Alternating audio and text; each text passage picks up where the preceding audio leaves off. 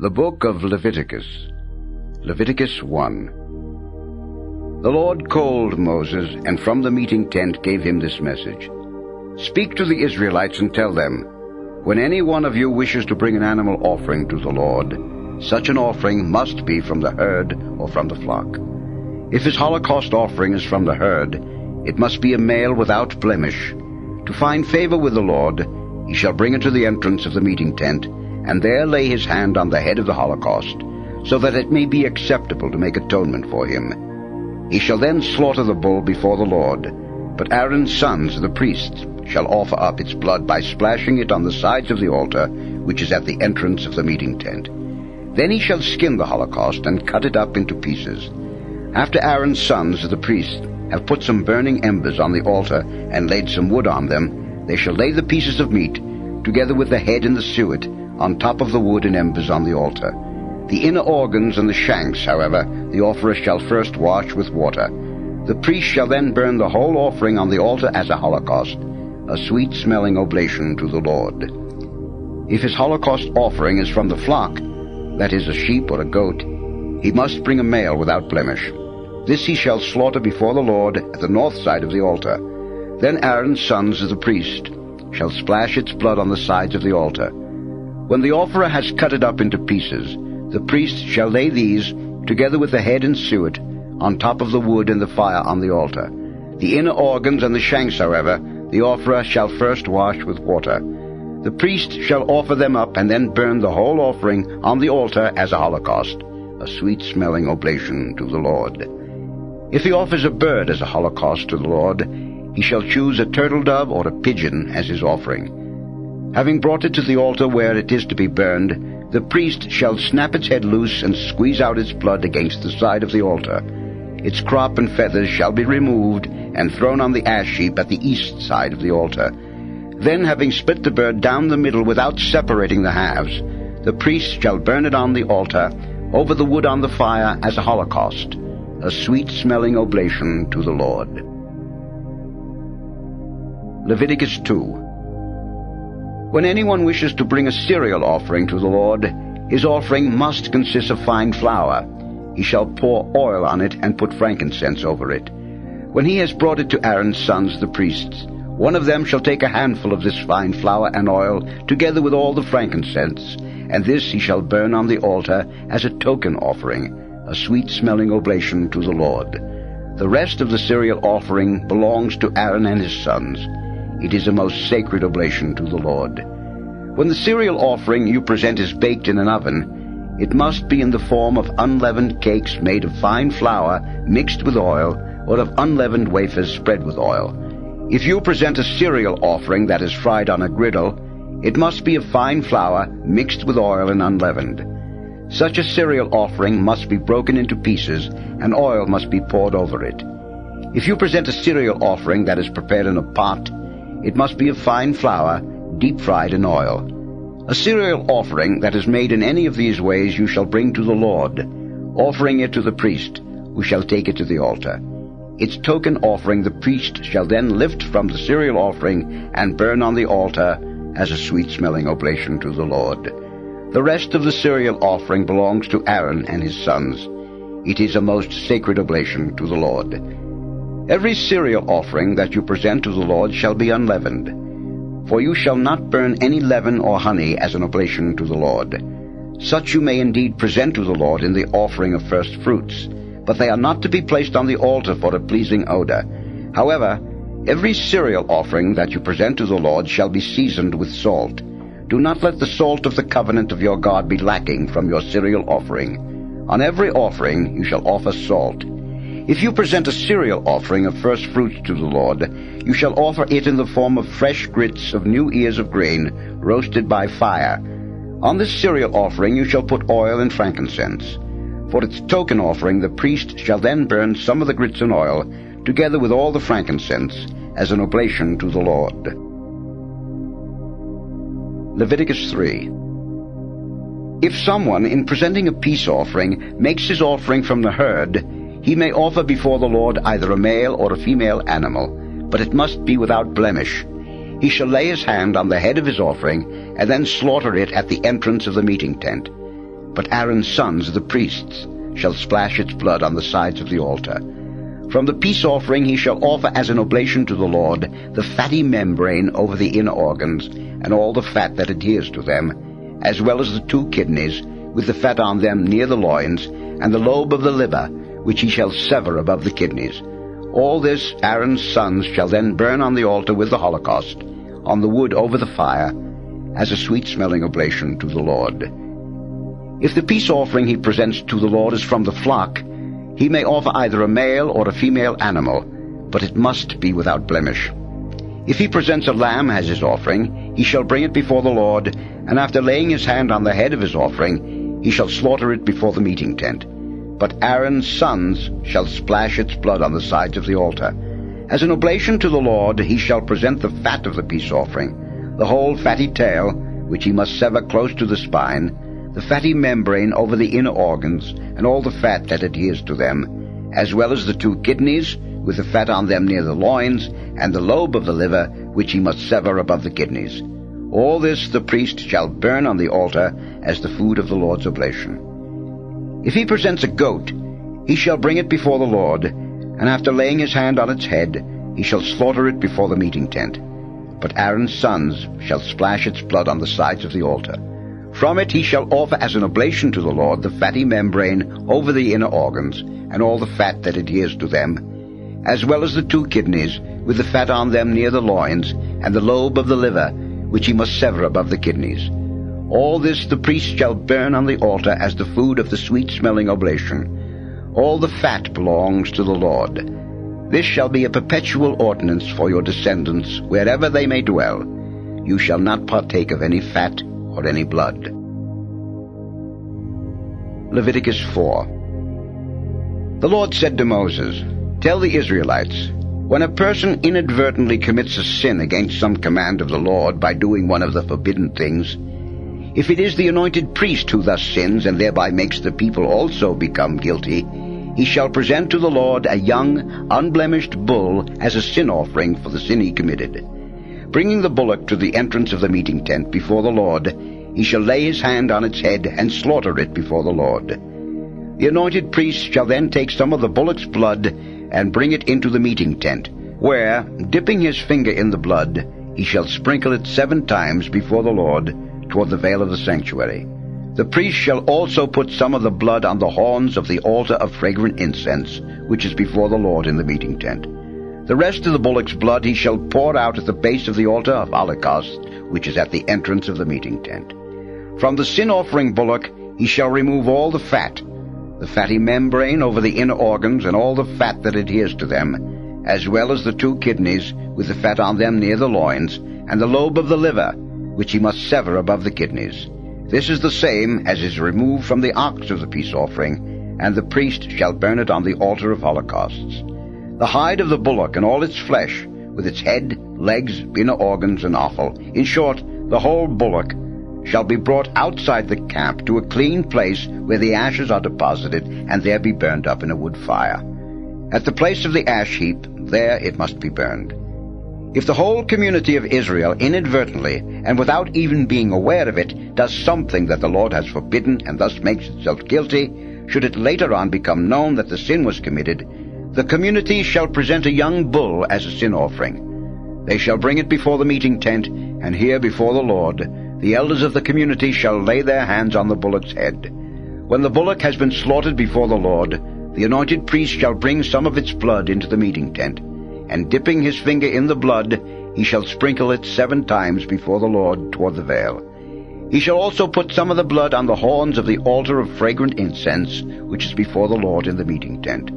The rest of the blood he shall pour out at the base of the altar of holocausts, which is at the entrance of the meeting tent. All of its fat he shall take from it and burn on the altar, doing with this bullock just as he did with the other sin-offering bullock. Thus the priest shall make atonement for them, and they will be forgiven. This bullock must also be brought outside the camp and burned, just as has been prescribed for the other one. This is the sin offering for the community. Should a prince commit a sin inadvertently, by doing one of the things which are forbidden by some commandment of the Lord his God, and thus become guilty, if later on he learns of the sin he committed, he shall bring as his offering an unblemished male goat. Having laid his hands on its head, he shall slaughter the goat as a sin offering before the Lord, in the place where the holocausts are slaughtered. The priest shall then take some of the blood of the sin offering on his finger, and put it on the horns of the altar of holocausts. The rest of the blood he shall pour out at the base of this altar.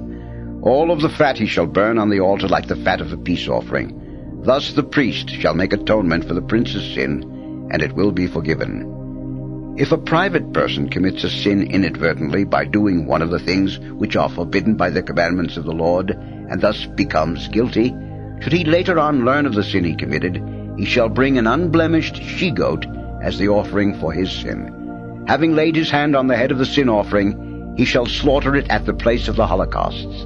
The priest shall then take some of its blood on his finger, and put it on the horns of the altar of holocausts. The rest of the blood he shall pour out at the base of the altar. All the fat shall be removed, just as the fat is removed from the peace offering, and the priest shall burn it on the altar for an odor pleasing to the Lord. Thus the priest shall make atonement for him, and he will be forgiven. If, however, for his sin offering he presents a lamb, he shall bring an unblemished female. Having laid his hand on its head, he shall slaughter this sin offering in the place where the holocausts are slaughtered. The priest shall then take some of the blood of the sin offering on his finger, and put it on the horns of the altar of holocausts. The rest of the blood he shall pour out at the base of the altar. All the fat shall be removed, just as the fat is removed from the peace offering lamb, and the priest shall burn it on the altar with the other oblations of the Lord. Thus the priest shall make atonement for the man's sin, and it will be forgiven. Leviticus 5.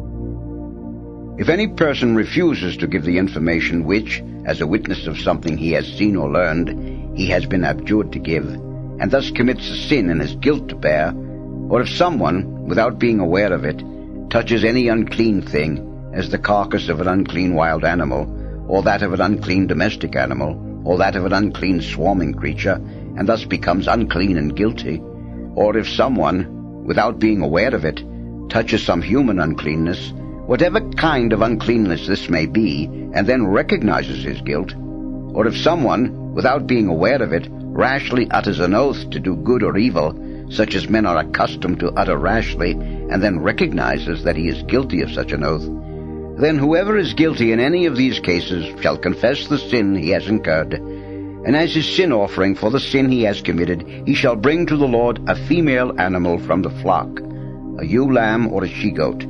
The priest shall then make atonement for his sin. If, however, he cannot afford an animal of the flock, he shall bring to the Lord as the sin offering for his sin 2 turtle doves or 2 pigeons, one for a sin offering and the other for a holocaust. He shall bring them to the priest, who shall offer the one for the sin offering first. Snapping its head loose at the neck, yet without breaking it off completely, he shall sprinkle some of the blood of the sin offering against the side of the altar. The rest of the blood shall be squeezed out against the base of the altar. Such is the offering for sin. The other bird shall be offered as a holocaust in the usual way. Thus the priest shall make atonement for the sin the man committed, and it will be forgiven. If he is unable to afford even 2 turtle doves or 2 pigeons, he shall present as a sin offering for his sin 1/10 of an ephah of fine flour. He shall not put oil or frankincense on it, because it is a sin offering. When he has brought it to the priest, the latter shall take a handful of this flour as a token offering, and this he shall burn as a sin offering on the altar with the other oblations of the Lord. Thus the priest shall make atonement for the sin that the man committed in any of the above cases, and it will be forgiven. The rest of the flour, like the cereal offerings, shall belong to the priest. The Lord said to Moses, "If someone commits a sin by inadvertently cheating in the Lord's sacred dues, he shall bring to the Lord as his guilt offering an unblemished ram from the flock, valued at 2 silver shekels, according to the standard of the sanctuary shekel. He shall also restore what he has sinfully withheld from the sanctuary, adding to it 1/5 of its value. This is to be given to the priest, who shall then make atonement for him with the guilt offering ram, and he will be forgiven. If someone, without being aware of it, commits such a sin by doing one of the things which are forbidden by some commandment of the Lord, that he incurs guilt for which he must answer, He shall bring as a guilt offering to the priest an unblemished ram of the flock of the established value. The priest shall then make atonement for the fault which was unwittingly committed, and it will be forgiven. Such is the offering for guilt. The penalty of the guilt must be paid to the Lord. The Lord said to Moses, "If someone commits a sin of dishonesty against the Lord by denying his neighbor a deposit, or a pledge, or a stolen article, or by otherwise retaining his neighbor's goods unjustly, or if, having found a lost article, he denies the fact and swears falsely about it with any of the sinful oaths that men make in such cases, he shall therefore, since he has incurred guilt by his sin, restore the thing that was stolen or unjustly retained by him, or the deposit left with him, or the lost article he found, or whatever else he swore falsely about. On the day of his guilt offering he shall make full restitution of the thing itself, and in addition give the owner 1/5 of its value. As his guilt offering he shall bring to the Lord an unblemished ram of the flock of the established value. When he has presented this as his guilt offering to the priest, the latter shall make atonement for him before the Lord, and he will be forgiven whatever guilt he may have incurred." Leviticus 6. The Lord said to Moses, "Give Aaron and his sons the following command. This is the ritual for holocausts. The holocaust is to remain on the hearth of the altar all night until the next morning, and the fire is to be kept burning on the altar. The priest, clothed in his linen robe and wearing linen drawers on his body, shall take away the ashes to which the fire has reduced the holocaust on the altar, and lay them at the side of the altar. Then, having taken off these garments and put on other garments, he shall carry the ashes to a clean place outside the camp. The fire on the altar is to be kept burning. It must not go out. Every morning the priest shall put firewood on it. On this he shall lay out the holocaust and burn the fat of the peace offerings. The fire is to be kept burning continuously on the altar. It must not go out. This is the ritual of the cereal offering. One of Aaron's sons shall first present it before the Lord in front of the altar. Then he shall take from it a handful of its fine flour and oil, together with all the frankincense that is on it, and this he shall burn on the altar as its token offering, a sweet-smelling oblation to the Lord. The rest of it Aaron and his sons may eat, but it must be eaten in the form of unleavened cakes and in a sacred place. In the court of the meeting tent they shall eat it. It shall not be baked with leaven. I have given it to them as their portion from the oblations of the Lord. It is most sacred, like the sin offering and the guilt offering. All the male descendants of Aaron may partake of it as their rightful share in the oblations of the Lord perpetually throughout your generations. Whatever touches the oblations becomes sacred. The Lord said to Moses, "This is the offering that Aaron and his sons shall present to the Lord on the day he is anointed. 1/10 of an ephah of fine flour for the established cereal offering, half in the morning and half in the evening. It shall be well kneaded and fried in oil on a griddle when you bring it in. Having broken the offering into pieces, you shall present it as a sweet-smelling oblation to the Lord. Aaron's descendant who succeeds him as the anointed priest shall do likewise. This is a perpetual ordinance. For the Lord the whole offering shall be burned. Every cereal offering of a priest shall be a whole burnt offering. It may not be eaten." The Lord said to Moses, "Tell Aaron and his sons, this is the ritual for sin offerings. At the place where holocausts are slaughtered, there also before the Lord shall the sin offering be slaughtered. It is most sacred. The priest who presents the sin offering may partake of it, but it must be eaten in a sacred place in the court of the meeting tent. Whatever touches its flesh shall become sacred. If any of its blood is spilled on a garment, the stained part must be washed in a sacred place. A clay vessel in which it has been cooked shall thereafter be broken. If it is cooked in a bronze vessel, this shall be scoured afterward and rinsed with water. All the males of the priestly line may partake of the sin offering, since it is most sacred. But no one may partake of any sin offering of which some blood has been brought into the meeting tent to make atonement in the sanctuary. Such an offering must be burned up in the fire." Leviticus 7. This is the ritual for guilt offerings. which are most sacred. At the place where the holocausts are slaughtered, there also shall the guilt offering be slaughtered. Its blood shall be splashed on the sides of the altar. All of its fat shall be taken from it and offered up, the fatty tail, the fatty membrane over the inner organs, as well as the 2 kidneys with the fat on them near the loins, and the lobe of the liver, which must be severed above the kidneys. All this the priest shall burn on the altar as an oblation to the Lord.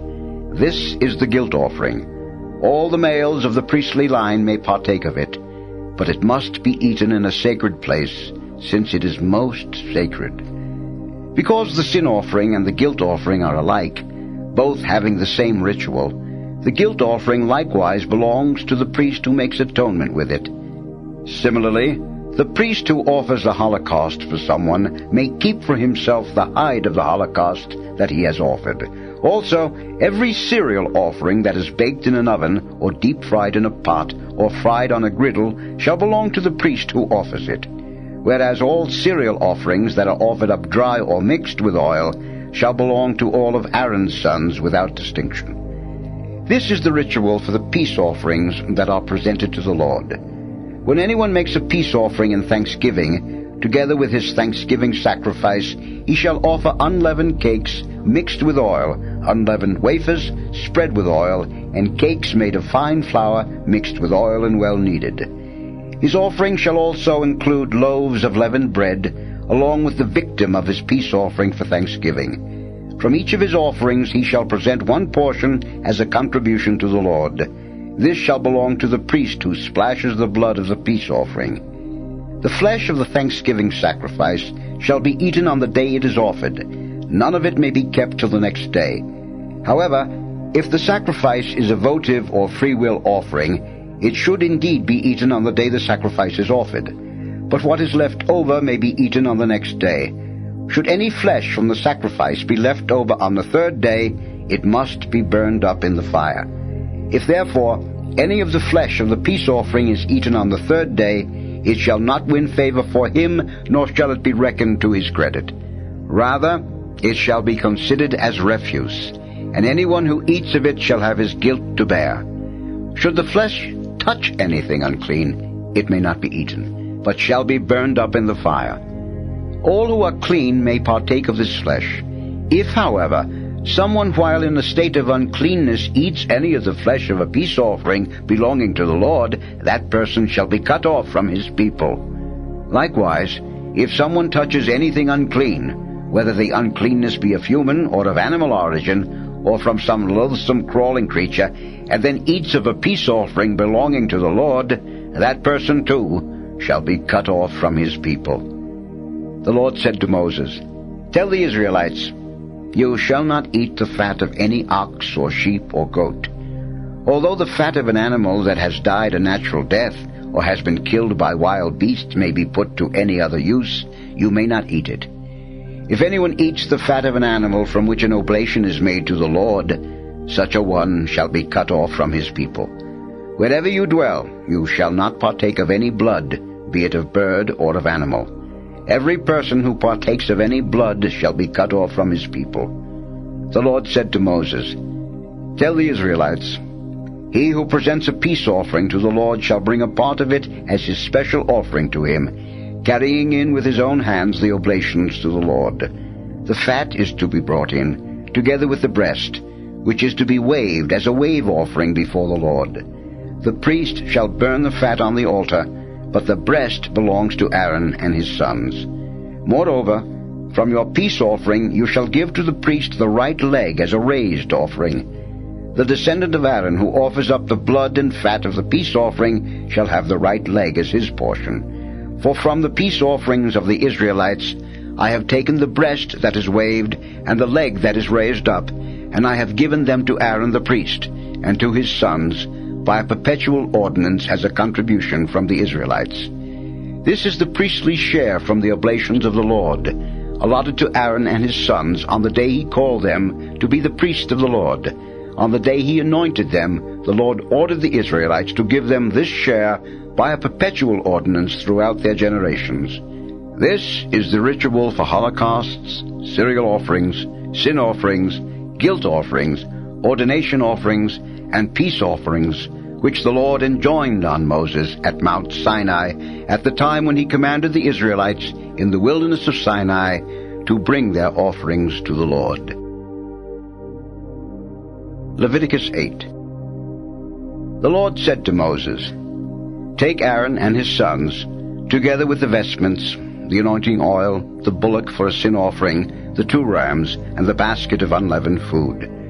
Then assemble the whole community at the entrance of the meeting tent." And Moses did as the Lord had commanded.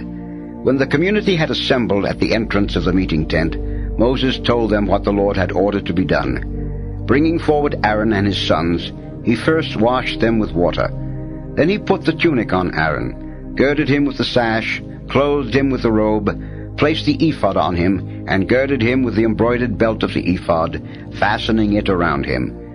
He then set the breastpiece on him, with the Urim and Thummim in it, and put the mitre on his head, attaching the gold plate, the sacred diadem, over the front of the mitre, at his forehead, as the Lord had commanded him to do. Taking the anointing oil, Moses anointed and consecrated the dwelling, with all that was in it. Then he sprinkled some of this oil 7 times on the altar, and anointed the altar, with all its appurtenances, and the laver with its base, thus consecrating them. He also poured some of the anointing oil on Aaron's head, thus consecrating him. Moses likewise brought forward Aaron's sons, clothed them with tunics, girded them with sashes, and put turbans on them, as the Lord had commanded him to do. When he had brought forward the bullock for a sin offering, Aaron and his sons laid their hands on its head. Then Moses slaughtered it, and taking some of its blood, with his finger he put it on the horns around the altar, thus purifying the altar. He also made atonement for the altar by pouring out the blood at its base when he consecrated it. Taking all the fat that was over the inner organs, as well as the lobe of the liver and the 2 kidneys with their fat, Moses burned them on the altar. The bullock, however, with its hide and flesh and offal, he burned in the fire outside the camp, as the Lord had commanded him to do. He next brought forward the holocaust ram, and Aaron and his sons laid their hands on its head. When he had slaughtered it, Moses splashed its blood on all sides of the altar. After cutting up the ram into pieces, he burned the head, the cut-up pieces, and the suet. Then, having washed the inner organs and the shanks with water, he also burned these remaining parts of the ram on the altar as a holocaust, a sweet-smelling oblation to the Lord, as the Lord had commanded him to do. Then he brought forward the 2nd ram, the ordination ram, and Aaron and his sons laid their hands on its head. When he had slaughtered it, Moses took some of its blood and put it on the tip of Aaron's right ear, on the thumb of his right hand, and on the big toe of his right foot.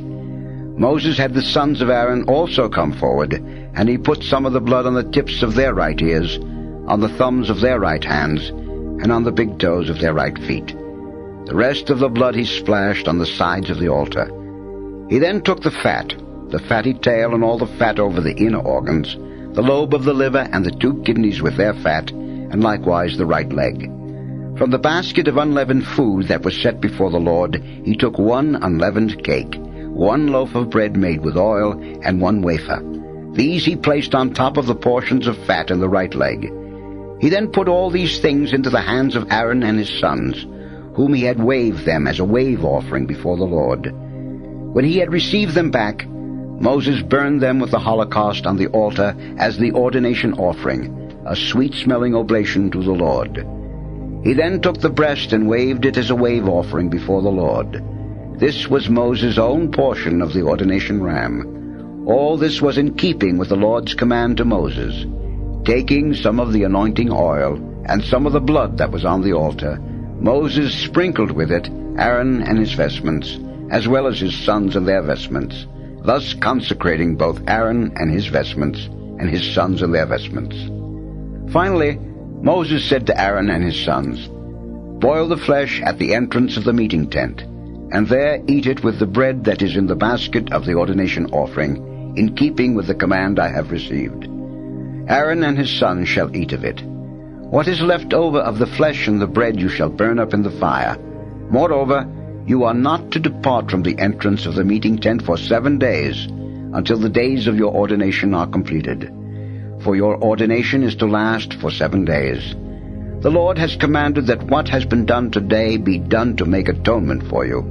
Hence you must remain at the entrance of the meeting tent day and night for 7 days, carrying out the prescriptions of the Lord. Otherwise you shall die, for this is the command I have received. So Aaron and his sons did all that the Lord had commanded through Moses. Leviticus 9. On the 8th day Moses summoned Aaron and his sons, together with the elders of Israel, and said to Aaron, "Take a calf for a sin offering and a ram for a holocaust, both without blemish, and offer them before the Lord. Tell the elders of Israel too, take a he-goat for a sin offering, a calf and a lamb, both unblemished yearlings, for a holocaust, and an ox and a ram for a peace offering, to sacrifice them before the Lord, along with a cereal offering mixed with oil. For today the Lord will reveal himself to you." So they brought what Moses had ordered. When the whole community had come forward and stood before the Lord, Moses said, "This is what the Lord orders you to do, that the glory of the Lord may be revealed to you." "Come up to the altar," Moses then told Aaron, "and offer your sin offering and your holocaust in atonement for yourself and your family. Then present the offering of the people in atonement for them, as the Lord has commanded." Going up to the altar, Aaron first slaughtered the calf that was his own sin offering. When his sons presented the blood to him, he dipped his finger in the blood and put it on the horns of the altar. The rest of the blood he poured out at the base of the altar. He then burned on the altar the fat, the kidneys, and the lobe of the liver that were taken from the sin offering, as the Lord had commanded Moses. But the flesh and the hide he burned up in the fire outside the camp. Then Aaron slaughtered his holocaust. When his sons brought him the blood, he splashed it on all sides of the altar. They then brought him the pieces and the head of the holocaust, and he burned them on the altar. Having washed the inner organs and the shanks, he burned these also with the holocaust on the altar. Thereupon he had the people's offering brought up. Taking the goat that was for the people's sin offering, he slaughtered it and offered it up for sin as before. Then he brought forward the holocaust, other than the morning holocaust, and offered it in the usual manner. He then presented the cereal offering. Taking a handful of it, he burned it on the altar. Finally, he slaughtered the ox and the ram, the peace offering of the people. When his sons brought him the blood, Aaron splashed it on all sides of the altar. The portions of fat from the ox and from the ram, the fatty tail, the fatty membrane over the inner organs, the 2 kidneys, with the fat that is on them, and the lobe of the liver, he placed on top of the breasts, and burned them on the altar, having first waved the breast and the right leg as a wave offering before the Lord, in keeping with the Lord's command to Moses. Aaron then raised his hands over the people and blessed them. When he came down from offering the sin offering and holocaust and peace offering, Moses and Aaron went into the meeting tent. On coming out, they again blessed the people. Then the glory of the Lord was revealed to all the people. Fire came forth from the Lord's presence and consumed the holocaust and the remnants of the fat on the altar. Seeing this, all the people cried out and fell prostrate. Leviticus 10. During this time, Aaron's sons Nadab and Abihu took their censers and, strewing incense on the fire they had put in them, they offered up before the Lord profane fire, such as he had not authorized. Fire therefore came forth from the Lord's presence and consumed them, so that they died in his presence. Moses then said to Aaron, "This is as the Lord said, through those who approach me I will manifest my sacredness. In the sight of all the people I will reveal my glory." But Aaron said nothing.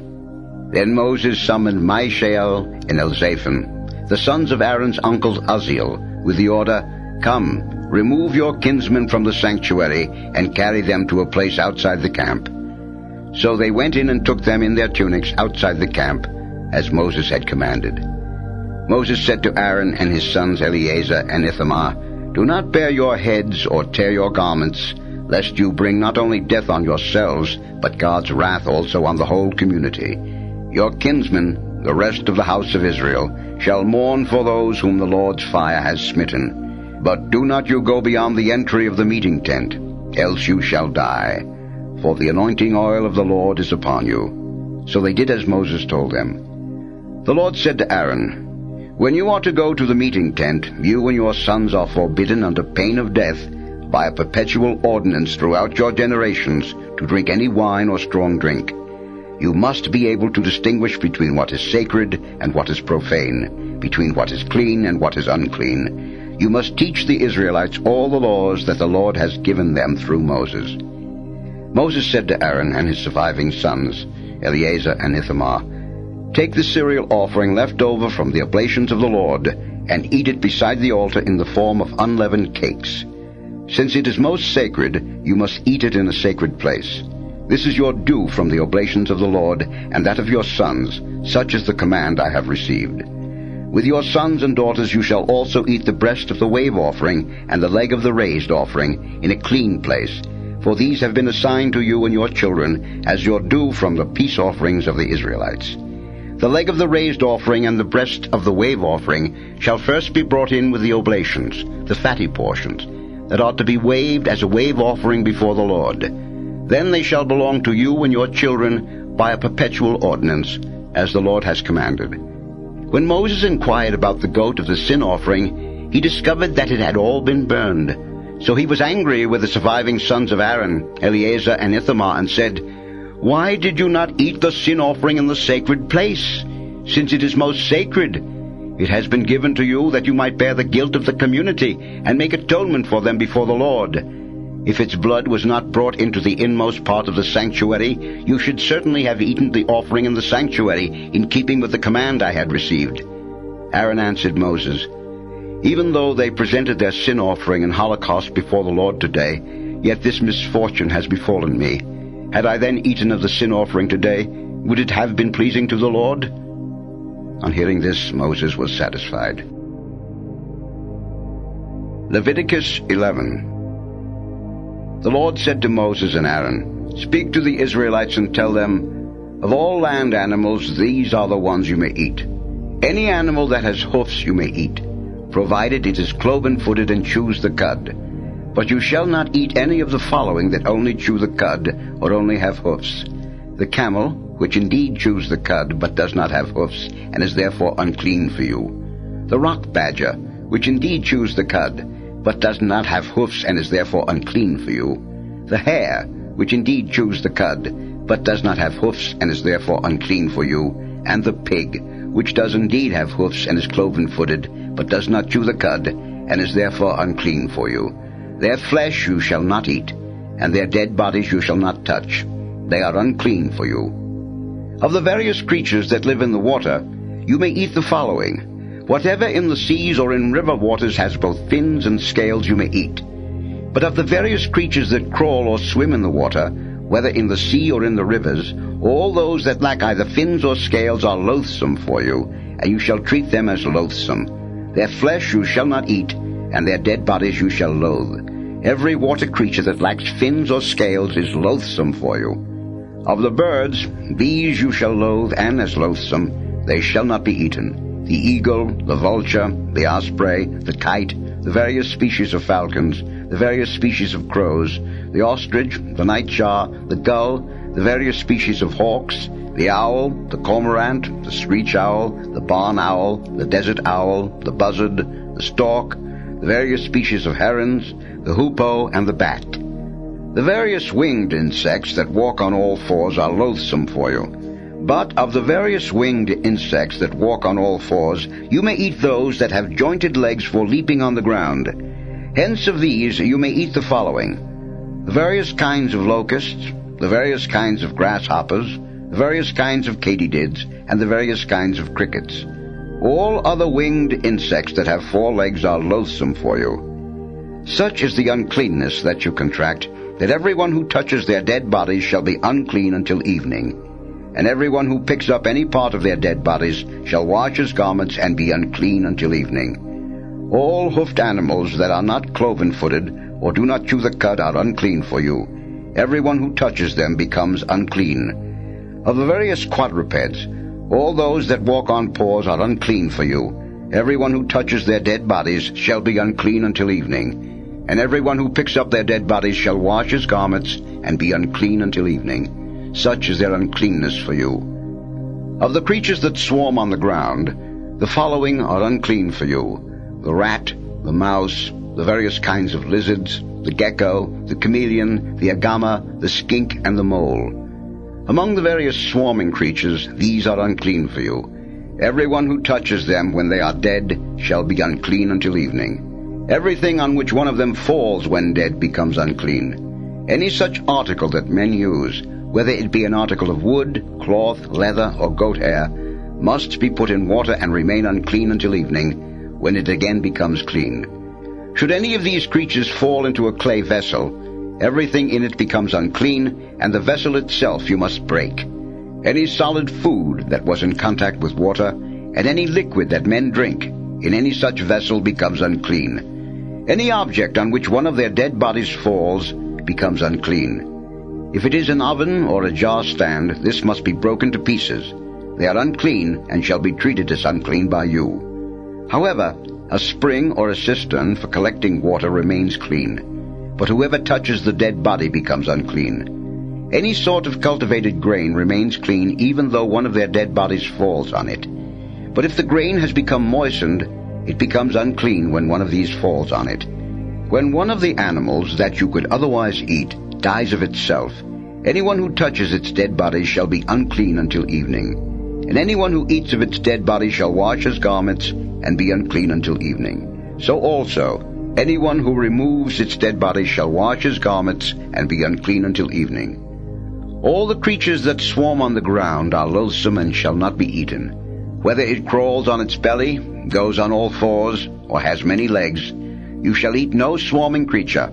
They are loathsome. Do not make yourselves loathsome or unclean with any swarming creature through being contaminated by them. For I, the Lord, am your God, and you shall make and keep yourselves holy, because I am holy. You shall not make yourselves unclean then by any swarming creature that crawls on the ground. Since I, the Lord, brought you up from the land of Egypt that I might be your God, you shall be holy, because I am holy. This is the law for animals and birds, and for all the creatures that move about in the water or swarm on the ground, that you may distinguish between the clean and the unclean, between creatures that may be eaten and those that may not be eaten. Leviticus 12. The Lord said to Moses, Tell the Israelites, when a woman has conceived and gives birth to a boy, she shall be unclean for 7 days, with the same uncleanness as at her menstrual period. On the 8th day, the flesh of the boy's foreskin shall be circumcised, and then she shall spend 33 days more in becoming purified of her blood. She shall not touch anything sacred, nor enter the sanctuary till the days of her purification are fulfilled.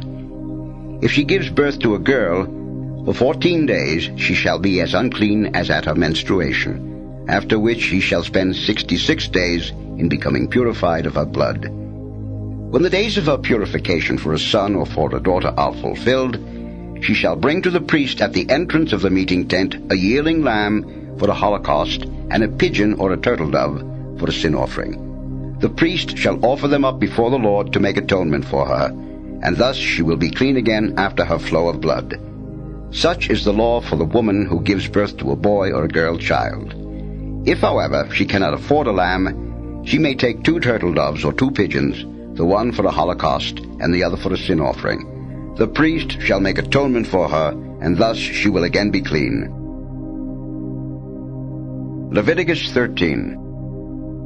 The Lord said to Moses and Aaron, If someone has on his skin a scab or pustule or blotch, which appears to be the sort of leprosy, he shall be brought to Aaron the priest, or to one of the priests among his descendants, who shall examine the sore on his skin. If the hair on the sore has turned white, and the sore itself shows that it has penetrated below the skin, it is indeed the sort of leprosy. The priest, on seeing this, shall declare the man unclean. If, however, the blotch on the skin is white, but does not seem to have penetrated below the skin, nor has the hair turned white, the priest shall quarantine the stricken man for 7 days. On the 7th day the priest shall again examine him. If he judges that the sore has remained unchanged, and has not spread on the skin, the priest shall quarantine him for another 7 days, and once more examine him on the 7th day. If the sore is now dying out and has not spread on the skin, the priest shall declare the man clean, It was merely eczema. The man shall wash his garments and so become clean. But if, after he has shown himself to the priest to be declared clean, the eczema spreads at all on his skin, he shall once more show himself to the priest. Should the priest, on examining it, find that the eczema has indeed spread on the skin, he shall declare the man unclean. It is leprosy. When someone is stricken with leprosy, he shall be brought to the priest. Should the priest, on examining him, find that there is a white scab on the skin, which has turned the hair white, and that there is raw flesh in it, it is skin leprosy that has long developed. The priest shall declare the man unclean without first quarantining him, since he is certainly unclean. If leprosy breaks out on the skin and, as far as the priest can see, covers all the skin of the stricken man from head to foot, should the priest then, on examining him, find that the leprosy does cover his whole body, he shall declare the stricken man clean. Since it has all turned white, the man is clean. But as soon as raw flesh appears on him, he is unclean. On observing the raw flesh, the priest shall declare him unclean, because raw flesh is unclean, it is leprosy. If, however, the raw flesh again turns white, he shall return to the priest. Should the latter, on examining him, find that the sore has indeed turned white, he shall declare the stricken man clean, and thus he will be clean. If a man who had a boil on his skin which later healed, should now in the place of the boil have a white scab or a pink blotch, he shall show himself to the priest. If the latter on examination sees that it is deeper than the skin and that the hair has turned white, he shall declare the man unclean. It is the sort of leprosy that has broken out in the boil. But if the priest on examining him finds that there is no white hair in it, and that it is not deeper than the skin and is already dying out, the priest shall quarantine him for 7 days. If it has then spread on the skin, the priest shall declare him unclean. The man is stricken. But if the blotch remains in its place without spreading, it is merely the scar of the boil. The priest shall therefore declare him clean. If a man had a burn on his skin, and the proud flesh of the burn now becomes a pink or a white blotch, the priest shall examine it. If the hair has turned white on the blotch, and this seems to have penetrated below the skin, it is leprosy that has broken out in the burn. The priest shall therefore declare him unclean and stricken with leprosy. But if the priest, on examining it, finds that there is no white hair on the blotch, and that this is not deeper than the skin and is already dying out, the priest shall quarantine him for 7 days. Should the priest, when examining it on the 7th day, find that it has spread at all on the skin, he shall declare the man unclean and stricken with leprosy. But if the blotch remains in its place without spreading on the skin and is already dying out, it is merely the scab of the burn. The priest shall therefore declare the man clean, since it is only the scar of the burn. When a man or a woman has a sore on the head or cheek, should the priest on examining it find that the sore has penetrated below the skin and that there is fine yellow hair on it, the priest shall declare the person unclean, for this is scald, a leprous disease of the head or cheek. But if the priest, on examining the scald sore, finds that it has not penetrated below the skin, though the hair on it may not be black, the priest shall quarantine the person with scald sore for 7 days, and on the 7th day again examine the sore. If the scald has not spread and has no yellow hair on it, and does not seem to have penetrated below the skin, the man shall shave himself, but not on the diseased spot. Then the priest shall quarantine him for another 7 days. If the priest, when examining the scald on the 7th day, finds that it has not spread on the skin, and that it has not penetrated below the skin, he shall declare the man clean. The latter shall wash his garments, and thus he will be clean. But if the scald spreads at all on his skin after he has been declared clean, the priest shall again examine it. If the scald has indeed spread on the skin, he need not look for yellow hair. The man is surely unclean. If, however, he judges that the scald has remained in its place and that black hair has grown on it, the disease has been healed. The man is clean, and the priest shall declare him clean. When the skin of a man or woman is spotted with white blotches, the priest shall make an examination. If the blotches on the skin are white and already dying out, it is only tetter that has broken out on the skin, and the person therefore is clean. When a man loses the hair of his head, he is not unclean merely because of his bald crown. So too, if he loses the hair on the front of his head, he is not unclean merely because of his bald forehead. But when there is a pink sore on his bald crown or bald forehead, it is leprosy that is breaking out there. The priest shall examine him, and if the scab on the sore of the bald spot has the same pink appearance as that of skin leprosy of the fleshy part of the body, the man is leprous and unclean, and the priest shall declare him unclean by reason of the sore on his head. The one who bears the sore of leprosy shall keep his garments rent and his head bare, and shall muffle his beard. He shall cry out, "Unclean! Unclean!" As long as the sore is on him, he shall declare himself unclean, since he is in fact unclean. He shall dwell apart, making his abode outside the camp. When a leprous infection is on a garment of wool or of linen, or on woven or knitted material of linen or wool, or on a hide or anything made of leather, if the infection on the garment or hide, or on the woven or knitted material, or on any leather article is greenish or reddish, the thing is indeed infected with leprosy and must be shown to the priest. Having examined the infection, the priest shall quarantine the infected article for 7 days. On the 7th day, the priest shall again examine the infection. If it has spread on the garment, or on the woven or knitted material, or on the leather, whatever be its use, the infection is malignant leprosy, and the article is unclean. He shall therefore burn up the garment, or the woven or knitted material of wool or linen, or the leather article, whatever it may be, which is infected. Since it has malignant leprosy, it must be destroyed by fire.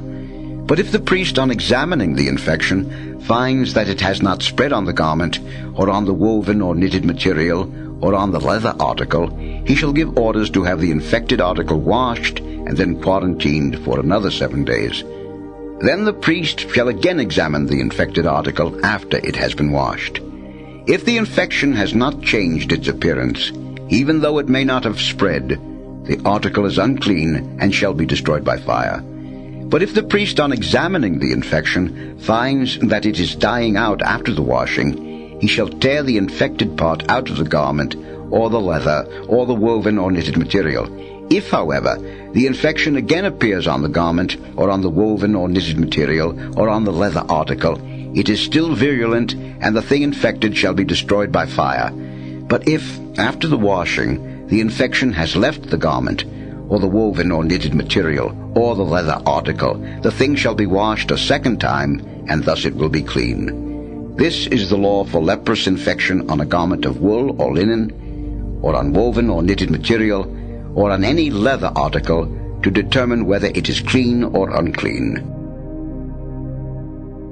Leviticus 14. The Lord said to Moses, "This is the law for the victim of leprosy at the time of his purification. He shall be brought to the priest, who is to go outside the camp to examine him.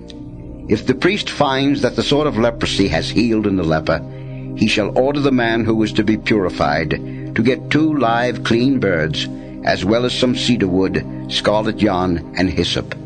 The priest shall then order him to slay one of the birds over an earthen vessel with spring water in it. Taking the living bird with the cedar wood, the scarlet yarn, and the hyssop, the priest shall dip them all in the blood of the bird that was slain over the spring water, and then sprinkle 7 times the man to be purified from his leprosy. When he has thus purified him, he shall let the living bird fly away over the countryside. The man being purified shall then wash his garments and shave off all his hair and bathe in water. Only when he is thus made clean may he come inside the camp. But he shall still remain outside his tent for 7 days.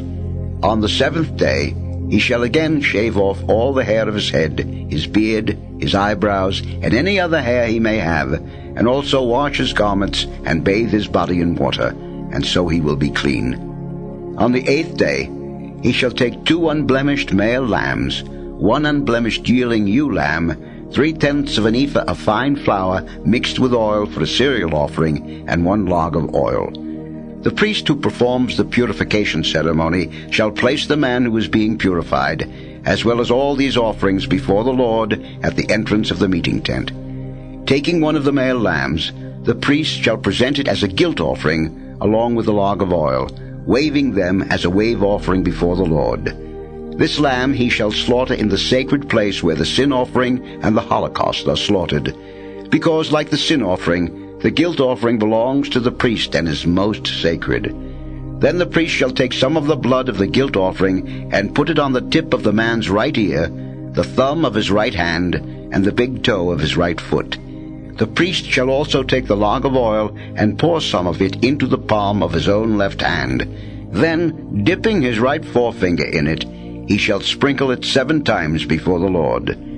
Of the oil left in his hand, the priest shall put some on the tip of the man's right ear, the thumb of his right hand, and the big toe of his right foot, over the blood of the guilt offering. The rest of the oil in his hand the priest shall put on the head of the man being purified. Thus shall the priest make atonement for him before the Lord. Only after he has offered the sin offering in atonement for the man's uncleanness shall the priest slaughter the holocaust and offer it, together with the cereal offering, on the altar before the Lord. When the priest has thus made atonement for him, the man will be clean. If a man is poor and cannot afford so much, he shall take 1 male lamb for a guilt offering, to be used as a wave offering in atonement for himself, 1/10 of an ephah of fine flour mixed with oil for a cereal offering, a log of oil, and 2 turtle doves or pigeons, which he can more easily afford, the one as a sin offering, and the other as a holocaust. On the 8th day of his purification he shall bring them to the priest, at the entrance of the meeting tent before the Lord. Taking the guilt offering lamb, along with the log of oil, the priest shall wave them as a wave offering before the Lord.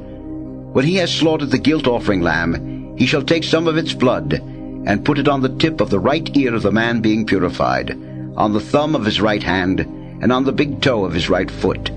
The priest shall then pour some of the oil into the palm of his own left hand, and with his right forefinger sprinkle it 7 times before the Lord. Some of the oil in his hand the priest shall also put on the tip of the man's right ear, the thumb of his right hand, and the big toe of his right foot, over the blood of the guilt offering. The rest of the oil in his hand the priest shall put on the man's head. Thus shall he make atonement for him before the Lord. Then, of the turtle doves or pigeons, such as the man can afford, the priest shall offer up one as a sin offering, and the other as a holocaust, along with the cereal offering. Thus shall the priest make atonement before the Lord for the man who is to be purified. This is the law for one afflicted with leprosy, who has insufficient means for his purification.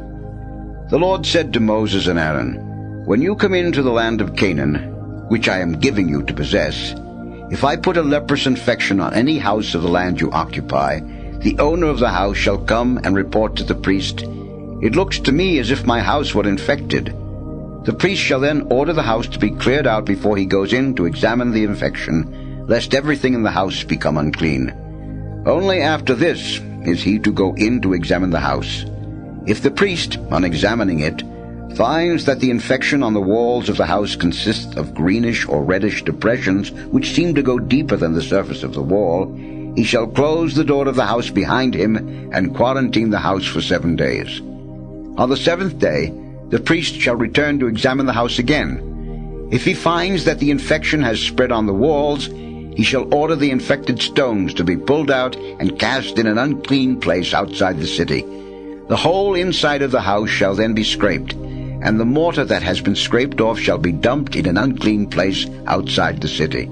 Then new stones shall be brought and put in the place of the old stones, and new mortar shall be made and plastered on the house. If the infection breaks out once more after the stones have been pulled out and the house has been scraped and replastered, the priest shall come again, and if he finds that the infection has spread in the house, it is corrosive leprosy, and the house is unclean. It shall be pulled down, and all its stones, beams, and mortar shall be hauled away to an unclean place outside the city. Whoever enters a house while it is quarantined shall be unclean until evening. Whoever sleeps or eats in such a house shall also wash his garments. If the priest finds, when he comes to examine the house, that the infection has in fact not spread after the plastering, he shall declare the house clean, since the infection has been healed. To purify the house, he shall take 2 birds, as well as cedar wood, scarlet yarn, and hyssop. One of the birds he shall slay over an earthen vessel with spring water in it. Then, taking the cedar wood, the hyssop, and the scarlet yarn, together with the living bird, He shall dip them all in the blood of the slain bird and the spring water, and sprinkle the house 7 times.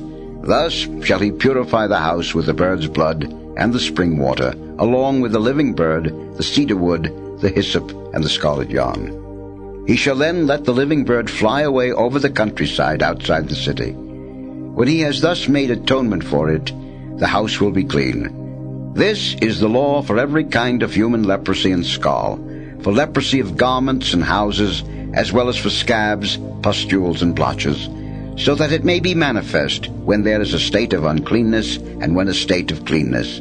This is the law for leprosy. Leviticus 15. The Lord said to Moses and Aaron, "Speak to the Israelites and tell them, every man who is afflicted with a chronic flow from his private parts is thereby unclean. Such is his uncleanness from this flow that it makes no difference whether the flow drains off or is blocked up. His uncleanness remains.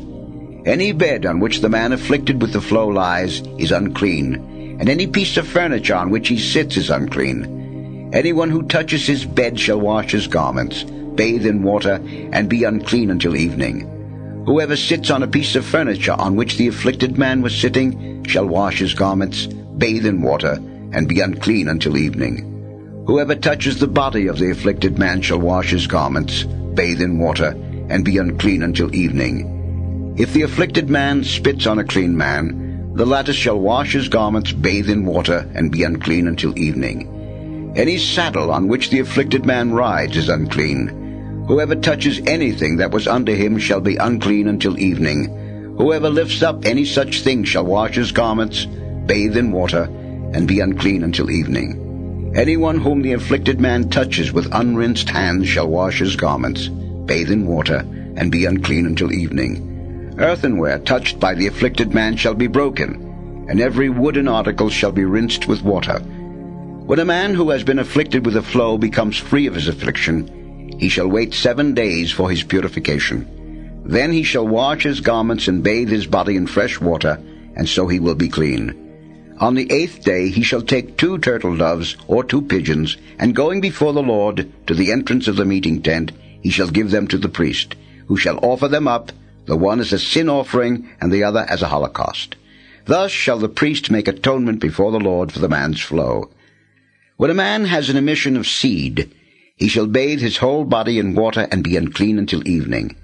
Any piece of cloth or leather with seed on it shall be washed with water and be unclean until evening. If a man lies carnally with a woman, they shall both bathe in water and be unclean until evening. When a woman has a menstrual flow, she shall be in a state of impurity for 7 days. Anyone who touches her shall be unclean until evening. Anything on which she lies or sits during her impurity shall be unclean. Anyone who touches her bed shall wash his garments, bathe in water, and be unclean until evening. Whoever touches any article of furniture on which he was sitting shall wash his garments, bathe in water, and be unclean until evening. But if she is on the bed or on the seat when he touches it, he shall be unclean until evening. If a man dares to lie with her, he contracts her impurity and shall be unclean for 7 days. Every bed on which he then lies also becomes unclean. When a woman is afflicted with a flow of blood for several days outside her menstrual period, or when her flow continues beyond the ordinary period, as long as she suffers this unclean flow, she shall be unclean, just as during her menstrual period. Any bed on which she lies during such a flow becomes unclean, as it would during her menstruation, and any article of furniture on which she sits becomes unclean, just as during her menstruation.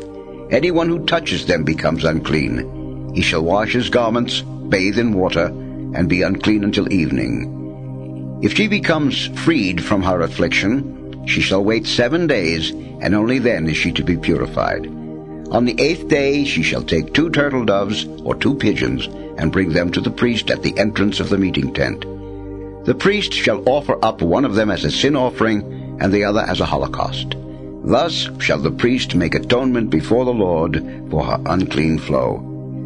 You shall warn the Israelites of their uncleanness, lest by defiling my dwelling, which is in their midst, their uncleanness be the cause of their death.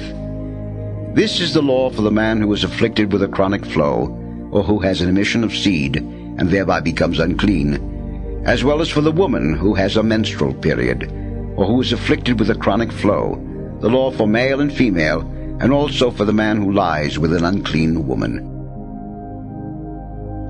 Leviticus 16.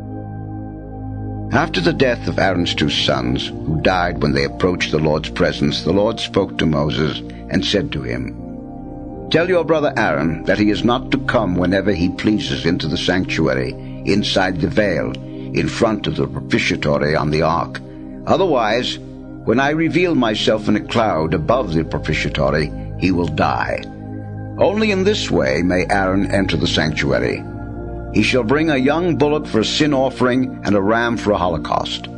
He shall wear the sacred linen tunic, with the linen drawers next his flesh, gird himself with the linen sash, and put on the linen mitre.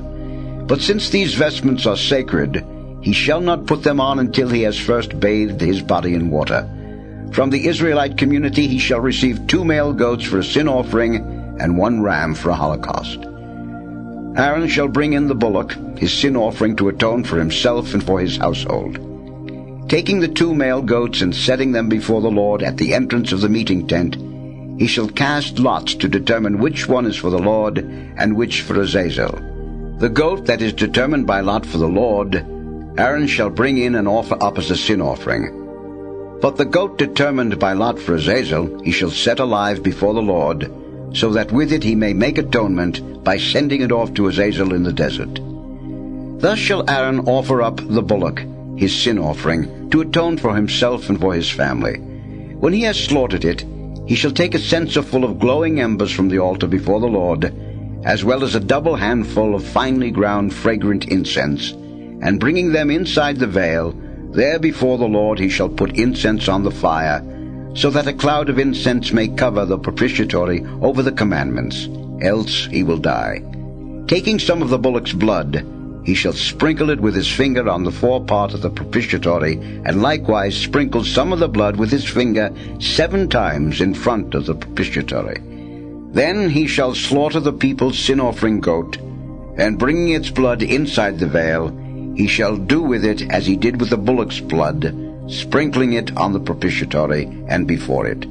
Thus he shall make atonement for the sanctuary, because of all the sinful defilements and faults of the Israelites. He shall do the same for the meeting tent, which is set up among them in the midst of their uncleanness.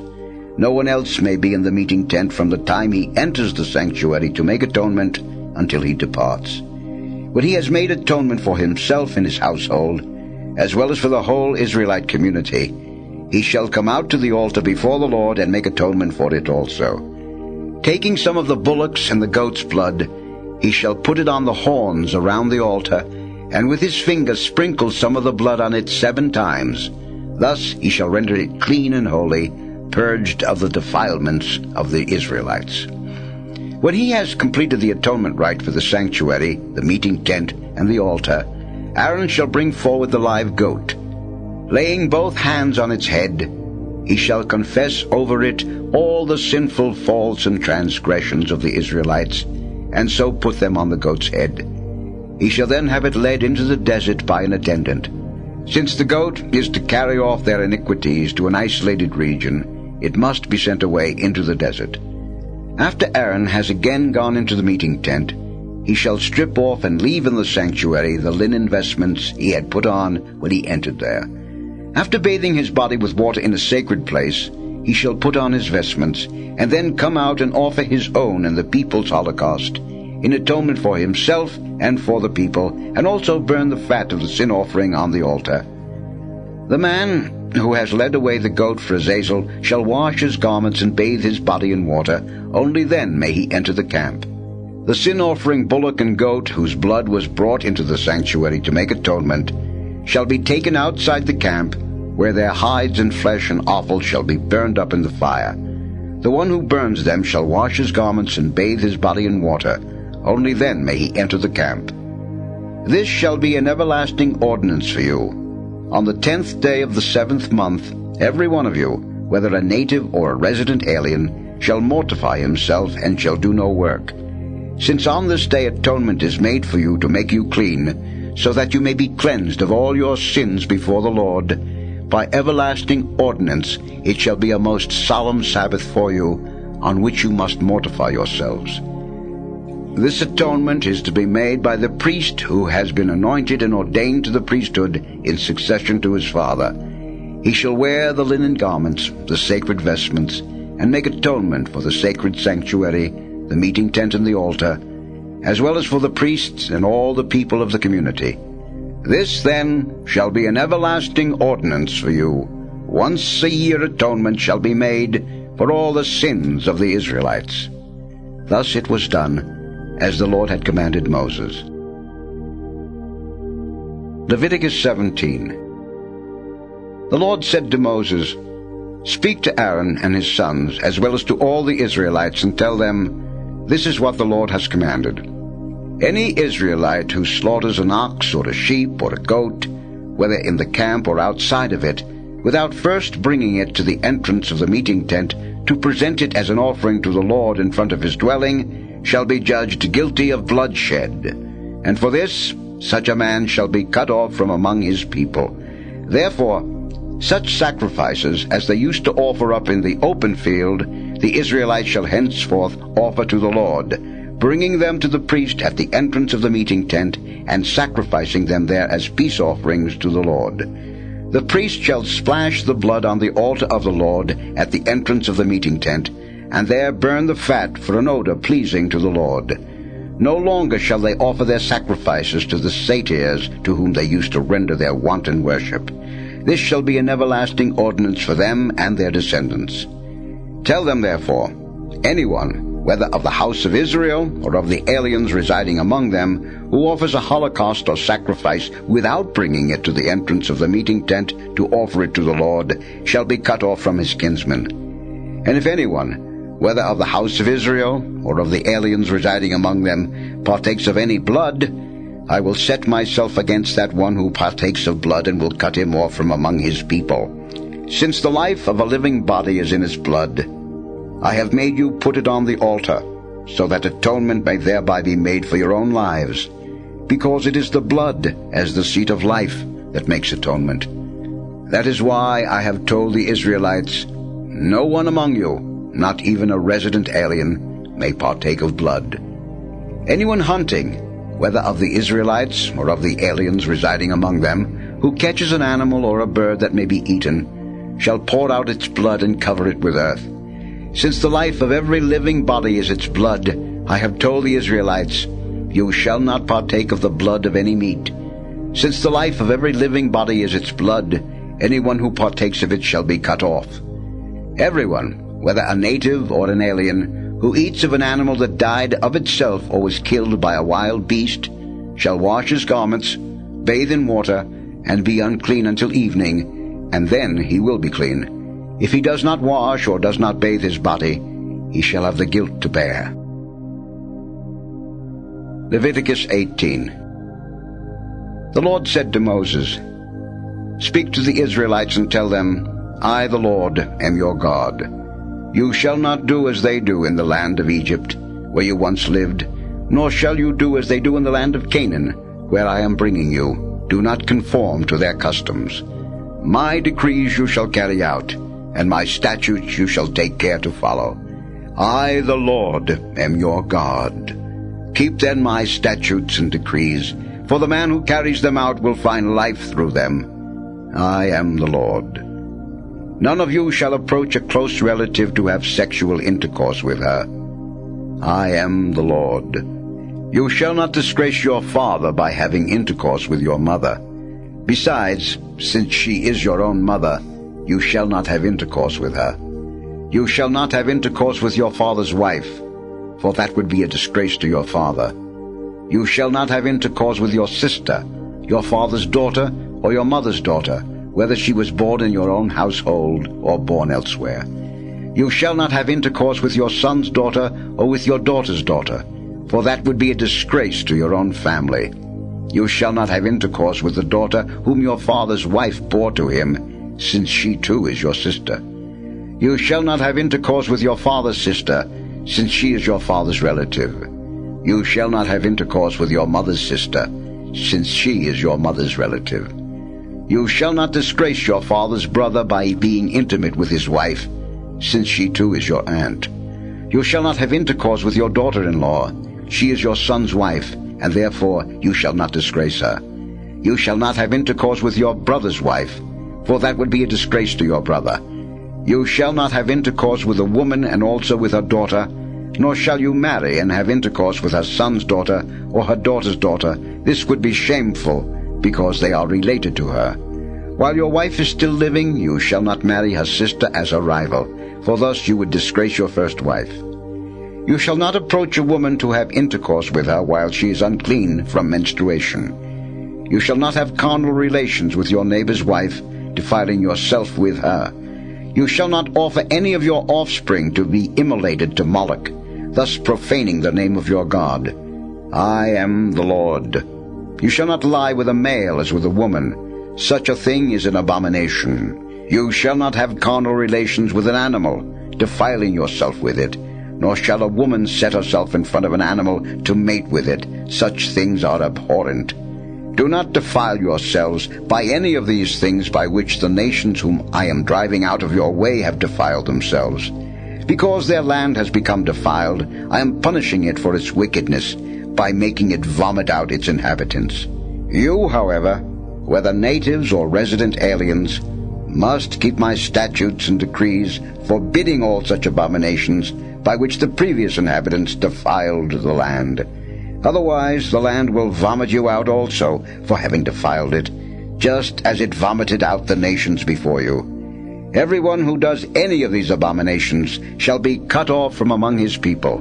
Heed my charge, then, not to defile yourselves by observing the abominable customs that have been observed before you. I, the Lord, am your God. Leviticus 19. The Lord said to Moses, Speak to the whole Israelite community and tell them, Be holy, for I, the Lord your God, am holy. Revere your mother and father, and keep my Sabbath. I, the Lord, am your God. Do not turn aside to idols, nor make molten gods for yourselves. I, the Lord, am your God. When you sacrifice your peace offering to the Lord, if you wish it to be acceptable, it must be eaten on the very day of your sacrifice, or on the following day. Whatever is left over until the third day shall be burned up in the fire. If any of it is eaten on the third day, the sacrifice will be unacceptable as refuse. Whoever eats of it then shall pay the penalty for having profaned what is sacred to the Lord. Such a one shall be cut off from his people. When you reap the harvest of your land, you shall not be so thorough that you reap the field to its very edge, nor shall you glean the stray ears of grain. Likewise, you shall not pick your vineyard bare, nor gather up the grapes that have fallen. These things you shall leave for the poor and the alien. I, the Lord, am your God. You shall not steal. You shall not lie or speak falsely to one another. You shall not swear falsely by my name, thus profaning the name of your God. I am the Lord. You shall not defraud or rob your neighbor. You shall not withhold overnight the wages of your day laborer. You shall not curse the deaf, or put a stumbling block in front of the blind, but you shall fear your God. I am the Lord. You shall not act dishonestly in rendering judgment. Show neither partiality to the weak, nor deference to the mighty, but judge your fellow men justly. You shall not go about spreading slander among your kinsmen, nor shall you stand by idly when your neighbor's life is at stake. I am the Lord. You shall not bear hatred for your brother in your heart. Though you may have to reprove your fellow man, do not incur sin because of him. Take no revenge, and cherish no grudge against your fellow countrymen. You shall love your neighbor as yourself. I am the Lord. Keep my statutes. Do not breed any of your domestic animals with others of a different species. Do not sow a field of yours with two different kinds of seed. And do not put on a garment woven with two different kinds of thread. If a man has carnal relations with a female slave who has already been living with another man, but has not yet been redeemed or given her freedom, they shall be punished but not put to death, because she is not free. The man, moreover, shall bring to the entrance of the meeting tent a ram as his guilt offering to the Lord. With this ram the priest shall make atonement before the Lord for the sin he has committed, and it will be forgiven him. When you come into the land and plant any fruit tree there, first look upon its fruit as if it were uncircumcised. For 3 years, while its fruit remains uncircumcised, it may not be eaten. In the 4th year, however, all of its fruit shall be sacred to the Lord as a thanksgiving feast to him. Not until the 5th year may you eat its fruit. Thus it will continue its yield for you. I, the Lord, am your God. Do not eat meat with the blood still in it. Do not practice divination or soothsaying. Do not clip your hair at the temples, nor trim the edges of your beard. Do not lacerate your bodies for the dead, and do not tattoo yourselves. I am the Lord. You shall not degrade your daughter by making a prostitute of her, else the land will become corrupt and full of lewdness. Keep my Sabbaths, and reverence my sanctuary. I am the Lord. Do not go to mediums or consult fortune-tellers, for you will be defiled by them. I, the Lord, am your God. Stand up in the presence of the aged, and show respect for the old. Thus shall you fear your God. I am the Lord. When an alien resides with you in your land, do not molest him. You shall treat the alien who resides with you no differently than the natives born among you. Have the same love for him as for yourself. For you too were once aliens in the land of Egypt. I, the Lord, am your God. Do not act dishonestly in using measures of length or weight or capacity. You shall have a true scale and true weights, an honest ephah and an honest hin. I, the Lord, am your God, who brought you out of the land of Egypt. Be careful then to observe all my statutes and decrees. I am the Lord. Leviticus 20. The Lord said to Moses, Tell the Israelites, anyone, whether an Israelite or an alien residing in Israel, who gives any of his offspring to Moloch shall be put to death. Let his fellow citizens stone him. I myself will turn against such a man and cut him off from the body of his people. For in giving his offspring to Moloch, he has defiled my sanctuary and profaned my holy name. Even if his fellow citizens connive at such a man's crime of giving his offspring to Moloch, and fail to put him to death, I myself will set my face against that man and his family, and will cut off from their people both him and all who join him in his wanton worship of Moloch. Should anyone turn to mediums and fortune-tellers, and follow their wanton ways, I will turn against such a one, and cut him off from his people. Sanctify yourselves then, and be holy. For I, the Lord your God, am holy. Be careful, therefore, to observe what I, the Lord, who make you holy, have prescribed. Anyone who curses his father or mother shall be put to death. Since he has cursed his father or mother, he has forfeited his life. If a man commits adultery with his neighbor's wife, both the adulterer and the adulteress shall be put to death. If a man disgraces his father by lying with his father's wife, both the man and his stepmother shall be put to death. They have forfeited their lives. If a man lies with his daughter-in-law, both of them shall be put to death, since they have committed an abhorrent deed. They have forfeited their lives. If a man lies with a male as with a woman, both of them shall be put to death for their abominable deed. They have forfeited their lives. If a man marries a woman and her mother also, the man and the 2 women as well shall be burned to death for their shameful conduct, so that such shamefulness may not be found among you.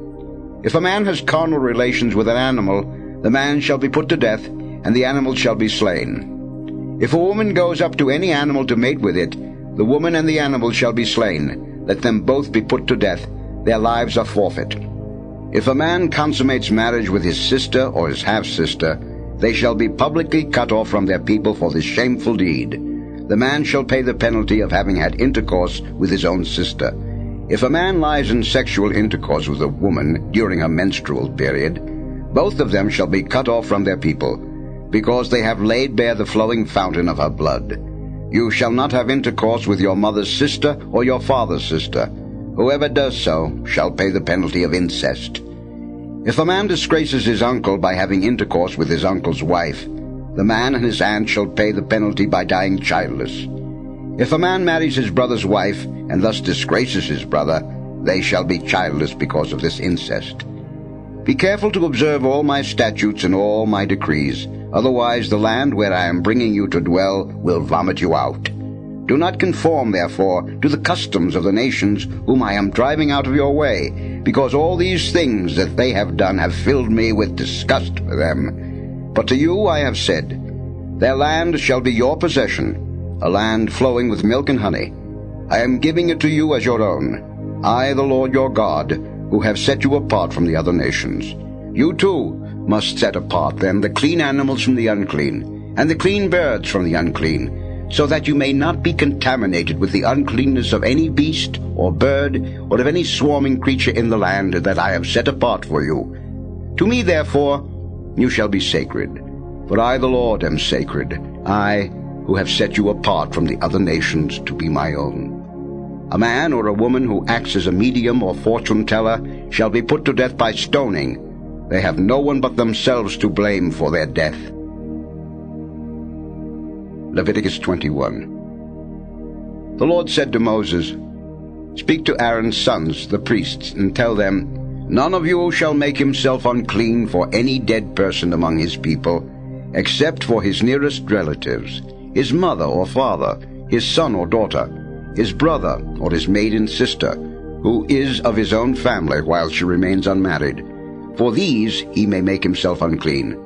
But for a sister who has married out of his family, he shall not make himself unclean. This would be a profanation. The priest shall not make bare the crown of the head, nor shave the edges of the beard, nor lacerate the body. To their God they shall be sacred, and not profane his name. Since they offer up the oblations of the Lord, the food of their God, they must be holy. A priest shall not marry a woman who has been a prostitute or has lost her honor, nor a woman who has been divorced by her husband. For the priest is sacred to his God.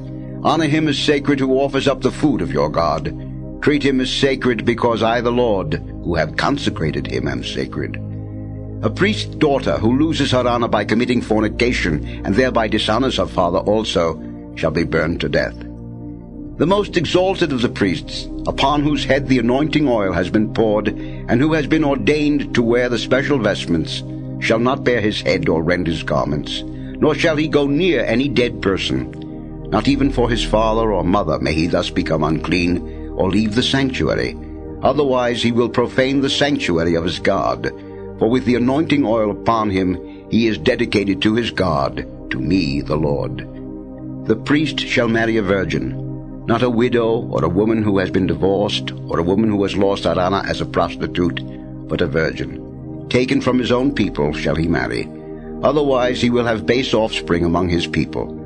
I, the Lord, have made him sacred. The Lord said to Moses, Speak to Aaron and tell him, None of your descendants, of whatever generation, who has any defect, shall come forward to offer up the food of his God. Therefore, he who has any of the following defects may not come forward: he who is blind, or lame, or who has any disfigurement or malformation, or a crippled foot or hand, or who is humpbacked or weakly or wall-eyed, or who is afflicted with eczema, ringworm, or hernia. No descendant of Aaron the priest who has any such defect may draw near to offer up the oblations of the Lord. On account of his defect he may not draw near to offer up the food of his God. He may, however, partake of the food of his God, of what is most sacred as well as of what is sacred. Only he may not approach the veil, nor go up to the altar on account of his defect. He shall not profane these things that are sacred to me, for it is I, the Lord, who make them sacred. Moses therefore told this to Aaron and his sons and to all the Israelites. Leviticus 22. The Lord said to Moses, Tell Aaron and his sons to respect the sacred offerings which the Israelites consecrate to me, else they will profane my holy name. I am the Lord. Tell them, If any one of you, or of your descendants in any future generation, dares, while he is in a state of uncleanness, to draw near the sacred offerings which the Israelites consecrate to the Lord, such a one shall be cut off from my presence. I am the Lord. No descendant of Aaron who is stricken with leprosy, or who suffers from a flow, may eat of these sacred offerings, unless he again becomes clean.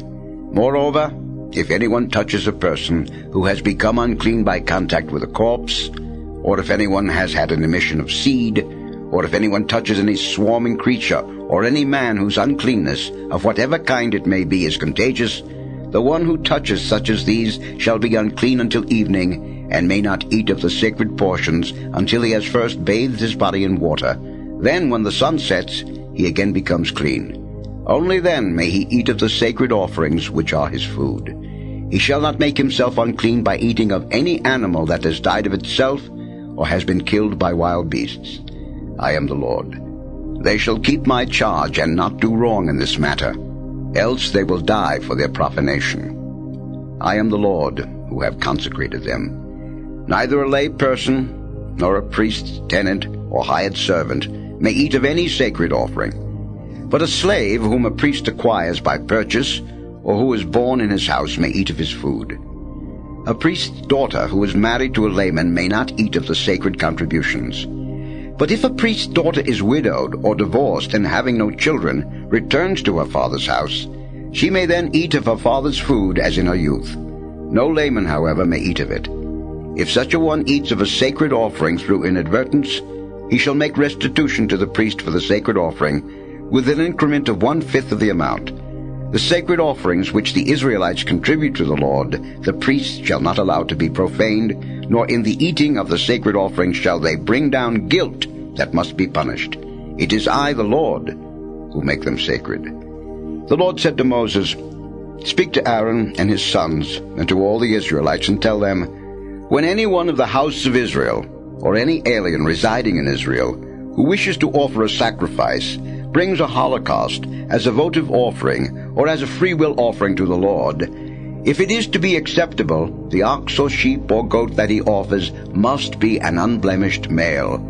You shall not offer one that has any defect, for such a one would not be acceptable for you.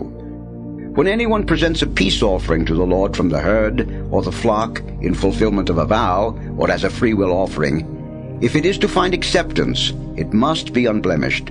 It shall not have any defect. One that is blind or crippled or maimed, or one that has a running sore or mange or ringworm, you shall not offer to the Lord. Do not put such an animal on the altar as an oblation to the Lord. An ox or a sheep that is in any way ill-proportioned or stunted, you may indeed present as a freewill offering, but it will not be acceptable as a votive offering. One that has its testicles bruised or crushed or torn out or cut off, you shall not offer to the Lord. You shall neither do this in your own land, nor receive from a foreigner any such animals to offer up as the food of your God. Since they are deformed or defective, they will not be acceptable for you. The Lord said to Moses, When an ox or a lamb or a goat is born, it shall remain with its mother for 7 days. Only from the 8th day onward will it be acceptable to be offered as an oblation to the Lord. You shall not slaughter an ox or a sheep on one and the same day with its young. Whenever you offer a thanksgiving sacrifice to the Lord, so offer it that it may be acceptable for you. It must therefore be eaten on the same day. None of it shall be left over until the next day. I am the Lord. Be careful to observe the commandments which I, the Lord, give you, and do not profane my holy name. In the midst of the Israelites, I, the Lord, must be held as sacred. It is I who made you sacred, and led you out of the land of Egypt, that I, the Lord, might be your God. Leviticus 23. The Lord said to Moses, Speak to the Israelites and tell them, The following are the festivals of the Lord, my feast days, which you shall celebrate with a sacred assembly. For 6 days work may be done, but the 7th day is the Sabbath rest, a day for sacred assembly, on which you shall do no work. The Sabbath shall belong to the Lord wherever you dwell. These then are the festivals of the Lord, which you shall celebrate at their proper time with a sacred assembly. The Passover of the Lord falls on the 14th day of the first month at the evening twilight. The 15th day of this month is the Lord's feast of unleavened bread. For 7 days you shall eat unleavened bread. On the first of these days you shall hold a sacred assembly and do no sort of work. On each of the 7 days you shall offer an oblation to the Lord. Then on the 7th day you shall again hold a sacred assembly and do no sort of work.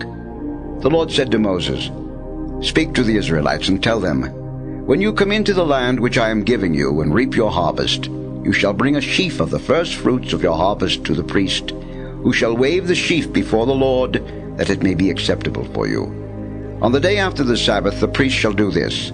On this day, when your sheaf is waved, you shall offer to the Lord for a holocaust an unblemished yearling lamb. Its cereal offering shall be 2/10 of an ephah of fine flour mixed with oil, as a sweet-smelling oblation to the Lord. And its libation shall be 1/4 of a hin of wine.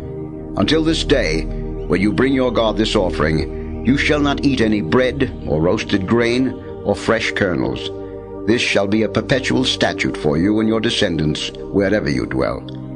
Beginning with the day after the Sabbath, the day on which you bring the wave offering sheaf, you shall count 7 full weeks. And then, on the day after the 7th week, the 50th day, you shall present the new cereal offering to the Lord. For the wave offering of your first fruits to the Lord, you shall bring with you from wherever you live 2 loaves of bread made of 2/10 of an ephah of fine flour and baked with leaven. Besides the bread, you shall offer to the Lord a holocaust of 7 unblemished yearling lambs, 1 young bull, and 2 rams, along with their cereal offering and libations, as a sweet-smelling oblation to the Lord. 1 male goat shall be sacrificed as a sin offering, and 2 yearling lambs as a peace offering. The priest shall wave the bread of the first fruits and the 2 lambs as a wave offering before the Lord. These shall be sacred to the Lord and belong to the priest. On the same day you shall by proclamation have a sacred assembly, and no sort of work may be done. This shall be a perpetual statute for you and your descendants wherever you dwell. When you reap the harvest of your land, you shall not be so thorough that you reap the field to its very edge, nor shall you glean the stray ears of your grain. These things you shall leave for the poor and the alien. I, the Lord, am your God. The Lord said to Moses, Tell the Israelites, On the first day of the 7th month you shall keep a Sabbath rest, with a sacred assembly and with the trumpet blasts as a reminder. You shall then do no sort of work, and you shall offer an oblation to the Lord.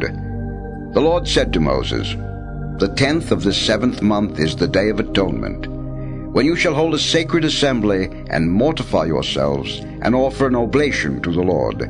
On this day you shall not do any work, because it is the Day of Atonement, when atonement is made for you before the Lord your God. Anyone who does not mortify himself on this day shall be cut off from his people. And if anyone does any work on this day, I will remove him from the midst of his people. This is a perpetual statute for you and your descendants wherever you dwell. You shall do no work, but shall keep a Sabbath of complete rest and mortify yourselves. Beginning on the evening of the 9th of the month, you shall keep this Sabbath of yours from evening to evening. The Lord said to Moses, Tell the Israelites, the 15th day of this 7th month is the Lord's Feast of Booths, which shall continue for 7 days. On the first day there shall be a sacred assembly, and you shall do no sort of work. For 7 days you shall offer an oblation to the Lord, and on the 8th day you shall again hold a sacred assembly, and offer an oblation to the Lord. On that solemn closing you shall do no sort of work. These therefore are the festivals of the Lord, on which you shall proclaim a sacred assembly, and offer as an oblation to the Lord holocausts and cereal offerings, sacrifices and libations, as prescribed for each day, in addition to those of the Lord's Sabbaths, your donations, your various votive offerings, and the freewill offerings that you present to the Lord. On the 15th day then of the 7th month, when you have gathered in the produce of the land, you shall celebrate a pilgrim feast of the Lord for a whole week. The 1st and the 8th day shall be days of complete rest. On the 1st day you shall gather foliage from majestic trees, branches of palms and boughs of myrtle and of valley poplars, and then for a week you shall make merry before the Lord your God.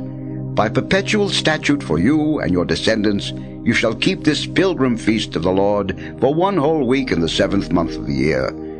During this week every native Israelite among you shall dwell in booths, that your descendants may realize that when I led the Israelites out of the land of Egypt, I made them dwell in booths. I, the Lord, am your God. Thus did Moses announce to the Israelites the festivals of the Lord.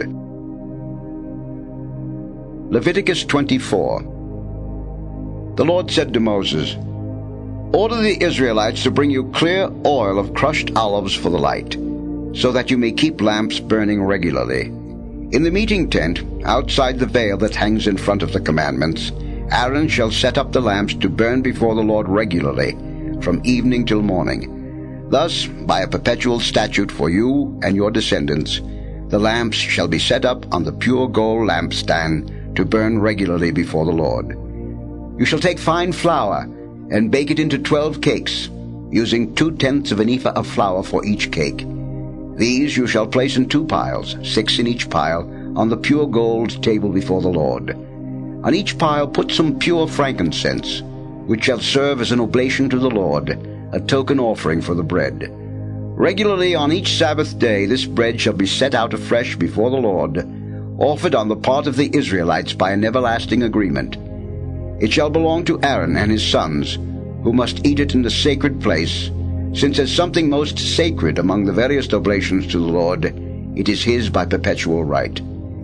Among the Israelites there was a man born of an Israelite mother, Shelomith, daughter of Dibri of the tribe of Dan, and an Egyptian father. This man quarreled publicly with another Israelite and cursed and blasphemed the Lord's name. So the people brought him to Moses, who kept him in custody till a decision from the Lord should settle the case for them. The Lord then said to Moses, "Take the blasphemer outside the camp, and when all who heard him have laid their hands on his head, let the whole community stone him.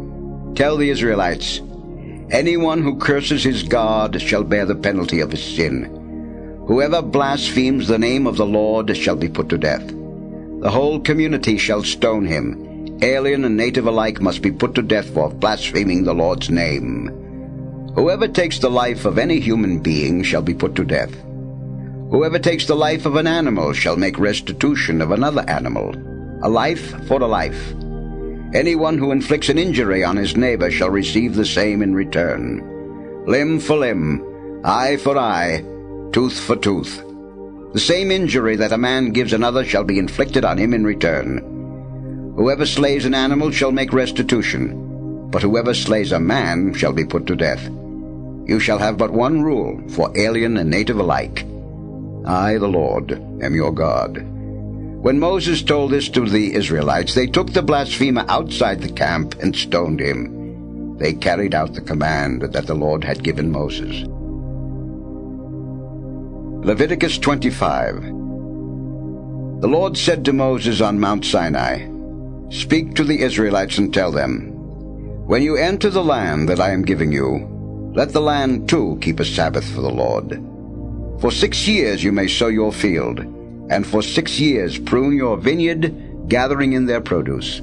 But during the 7th year the land shall have a complete rest, a Sabbath for the Lord, when you may neither sow your field nor prune your vineyard.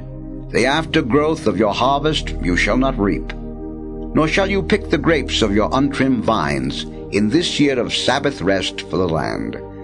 While the land has its Sabbath, all its produce will be food equally for you yourself and for your male and female slaves, for your hired help and the tenants who live with you, and likewise for your livestock and for the wild animals on your land.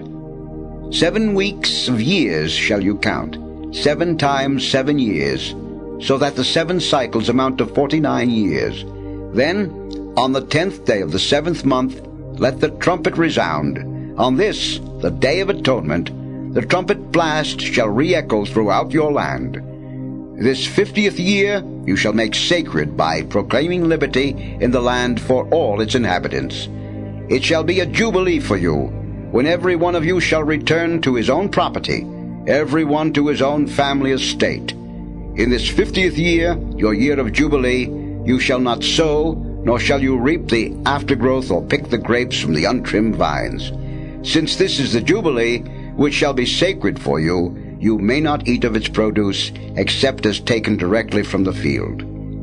In this year of Jubilee, then, every one of you shall return to his own property. Therefore, when you sell any land to your neighbor, or buy any from him, do not deal unfairly. On the basis of the number of years since the last Jubilee shall you purchase the land from him, and so also on the basis of the number of years for crops, shall he sell it to you.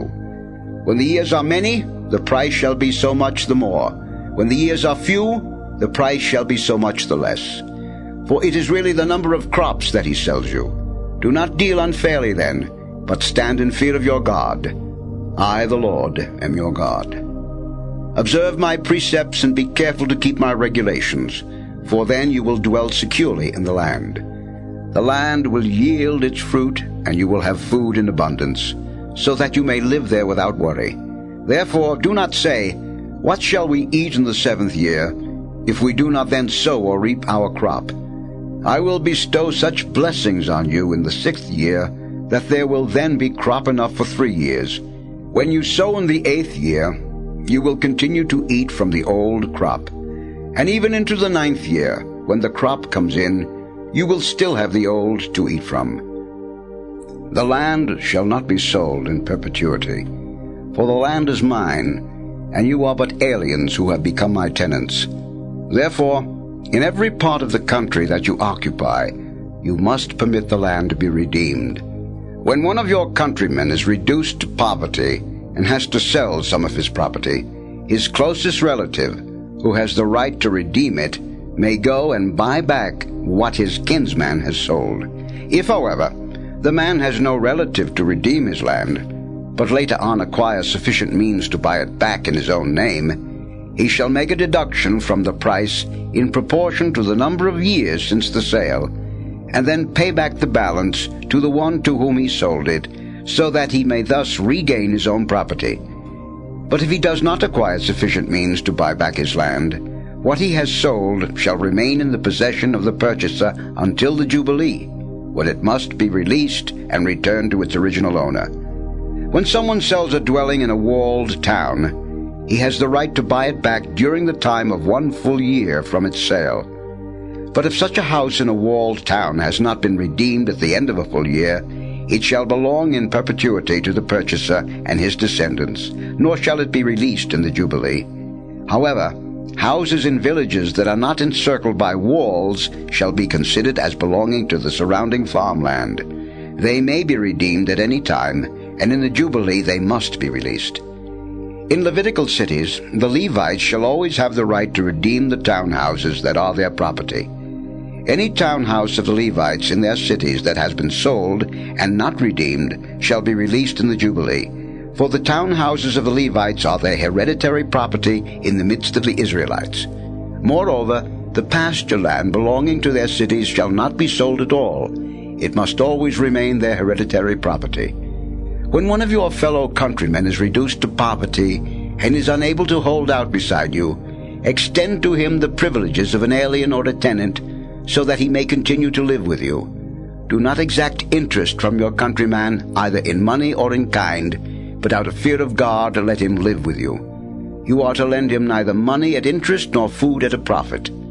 I, the Lord, am your God, who brought you out of the land of Egypt to give you the land of Canaan, and to be your God.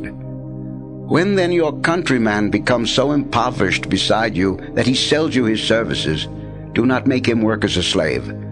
Rather, let him be like a hired servant, or like your tenant, working with you until the Jubilee year, when he, together with his children, shall be released from your service and return to his kindred and to the property of his ancestors. Since those whom I brought out of the land of Egypt are servants of mine, they shall not be sold as slaves to any man. Do not lord it over them harshly, but stand in fear of your God. Slaves, male and female, you may indeed possess, provided you buy them from among the neighboring nations. You may also buy them from among the aliens who reside with you, and from their children who are born and reared in your land. Such slaves you may own as chattels, and leave to your sons as their hereditary property, making them perpetual slaves. But you shall not lord it harshly over any of the Israelites, your kinsmen. When one of your countrymen is reduced to such poverty that he sells himself to a wealthy alien who has a permanent or a temporary residence among you, or to one of the descendants of an immigrant family, even after he has thus sold his services, he still has the right of redemption. He may be redeemed by one of his own brothers, or by his uncle or cousin, or by some other relative or fellow clansman, or, if he acquires the means, he may redeem himself. With his purchaser he shall compute the years from the sale to the Jubilee, distributing the sale price over these years as though he had been hired as a day laborer. The more such years there are, the more of the sale price he shall pay back as ransom. The fewer years there are left before the Jubilee year, the more he has to his credit. In proportion to his years of service shall he pay his ransom. The alien shall treat him as a servant hired on an annual basis, and he shall not lord it over him harshly under your very eyes. If he is not thus redeemed, he shall nevertheless be released, together with his children, in the Jubilee year. For to me the Israelites belong as servants. They are servants of mine, because I brought them out of the land of Egypt, I, the Lord your God. Leviticus 26. Do not make false gods for yourselves. You shall not erect an idol or a sacred pillar for yourselves, nor shall you set up a stone figure for worship in your land. For I, the Lord, am your God. Keep my Sabbaths and reverence my sanctuary. I am the Lord. If you live in accordance with my precepts and are careful to observe my commandments, I will give you rain in due season, so that the land will bear its crops and the trees their fruit. Your threshing will last till vintage time, and your vintage till the time for sowing, and you will have food to eat in abundance, so that you may dwell securely in your land. I will establish peace in the land, that you may lie down to rest without anxiety. I will rid the country of ravenous beasts, and keep the sword of war from sweeping across your land.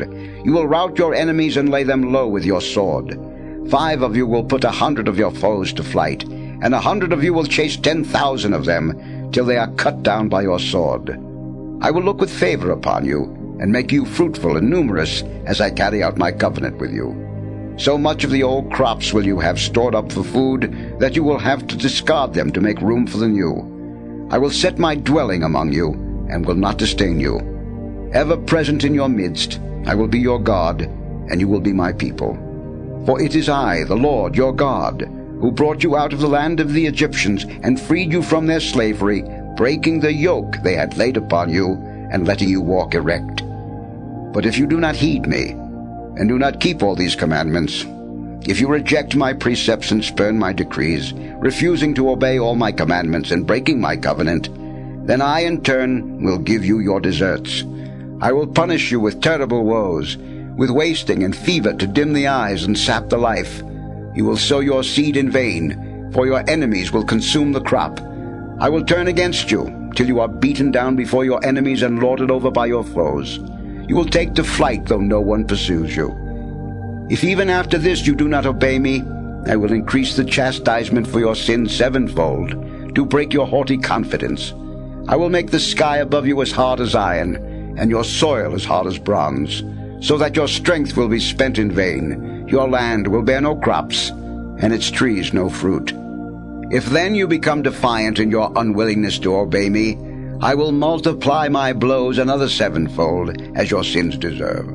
I will unleash the wild beasts against you, to rob you of your children and wipe out your livestock, till your population dwindles away and your roads become deserted. If, with all this, you still refuse to be chastened by me, and continue to defy me, I too will defy you, and will smite you for your sins 7 times harder than before. I will make the sword, the avenger of my covenant, sweep over you. Though you then huddle together in your walled cities, I will send in pestilence among you, till you are forced to surrender to the enemy. And as I cut off your supply of bread, 10 women will need but 1 oven, for baking all the bread they dole out to you in rations, not enough food to still your hunger. If despite all this you still persist in disobeying and defying me, I also will meet you with fiery defiance, and will chastise you with 7-fold fiercer punishments for your sins, till you begin to eat the flesh of your own sons and daughters. I will demolish your high places, overthrow your incense stands, and cast your corpses on those of your idols. In my abhorrence of you, I will lay waste your cities and devastate your sanctuaries, refusing to accept your sweet-smelling offerings. So devastated will I leave the land, that your very enemies who come to live there will stand aghast at the sight of it. You yourselves I will scatter among the nations at the point of my drawn sword, leaving your countryside desolate and your cities deserted. Then shall the land retrieve its lost Sabbaths during all the time it lies waste, while you are in the land of your enemies. Then shall the land have rest and make up for its Sabbaths during all the time that it lies desolate, enjoying the rest that you would not let it have on the Sabbaths when you live there.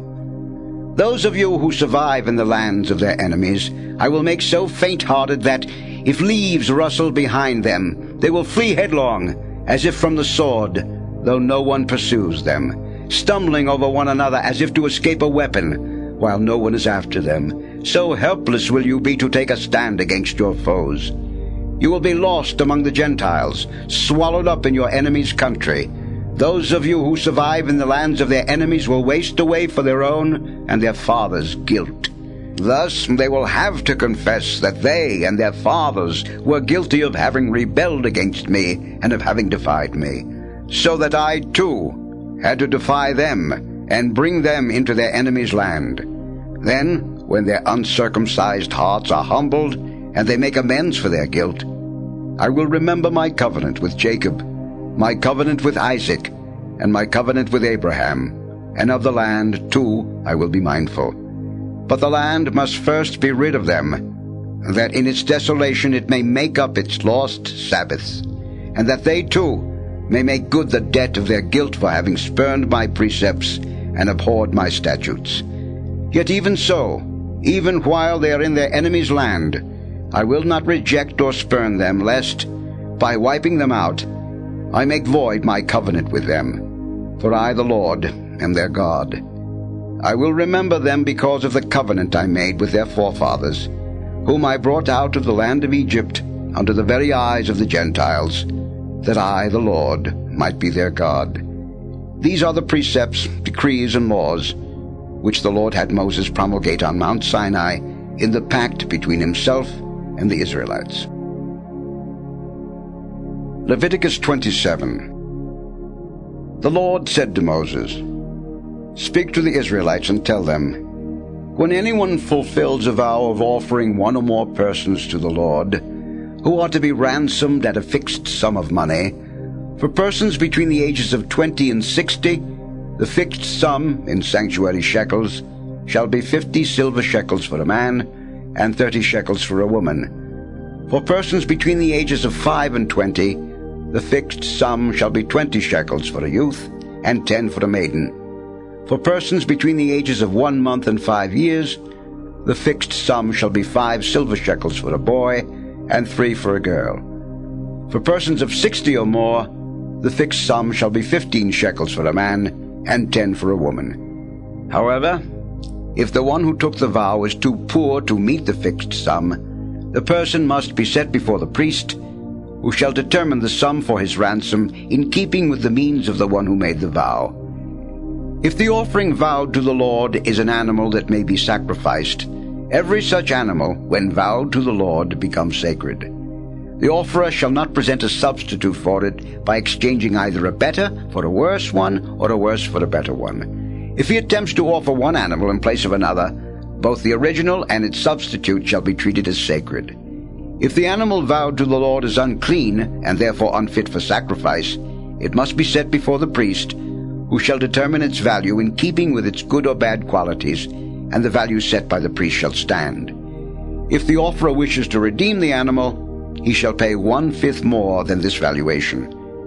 When someone dedicates his house as sacred to the Lord, the priest shall determine its value in keeping with its good or bad points, and the value set by the priest shall stand. If the one who dedicated his house wishes to redeem it, he shall pay 1/5 more than the price thus established, and then it will again be his.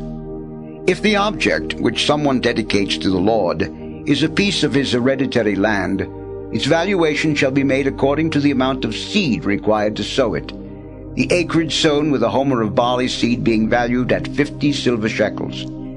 If the dedication of a field is made at the beginning of a Jubilee period, the full valuation shall hold. But if it is some time after this, the priest shall estimate its money value according to the number of years left until the next Jubilee year, with a corresponding rebate on the valuation. If the one who dedicated his field wishes to redeem it, he shall pay 1/5 more than the price thus established, and so reclaim it. If, instead of redeeming such a field, he sells it to someone else, it may no longer be redeemed. But at the Jubilee it shall be released as sacred to the Lord. Like a field that is doomed, it shall become priestly property. If the field that some man dedicates to the Lord is one he has purchased, and not a part of his hereditary property, the priest shall compute its value in proportion to the number of years until the next Jubilee, and on the same day the price thus established shall be given as sacred to the Lord. At the Jubilee, however, the field shall revert to the hereditary owner of this land from whom it had been purchased. Every valuation shall be made according to the standard of the sanctuary shekel. There are 20 gerahs to the shekel.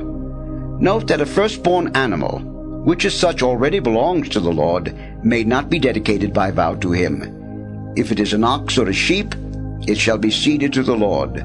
But if it is an unclean animal, it may be redeemed by paying 1/5 more than its fixed value. If it is not redeemed, it shall be sold at its fixed value. Note also that any one of his possessions which a man vows as doomed to the Lord, whether it is a human being or an animal or a hereditary field, shall be neither sold nor ransomed. Everything that is thus doomed becomes most sacred to the Lord. All human beings that are doomed lose the right to be redeemed. They must be put to death. All tithes of the land, whether in grain from the fields or in fruit from the trees, belong to the Lord, as sacred to him. If someone wishes to buy back any of his tithes, he shall pay 1/5 more than their value. The tithes of the herd and the flock shall be determined by ceding to the Lord as sacred every 10th animal, as they are counted by the herdsman's rod. It shall not matter whether good ones or bad ones are thus chosen, and no exchange may be made. If any exchange is attempted, both the original animal and its substitute shall be treated as sacred, without the right of being bought back. These are the commandments which the Lord gave Moses on Mount Sinai for the Israelites.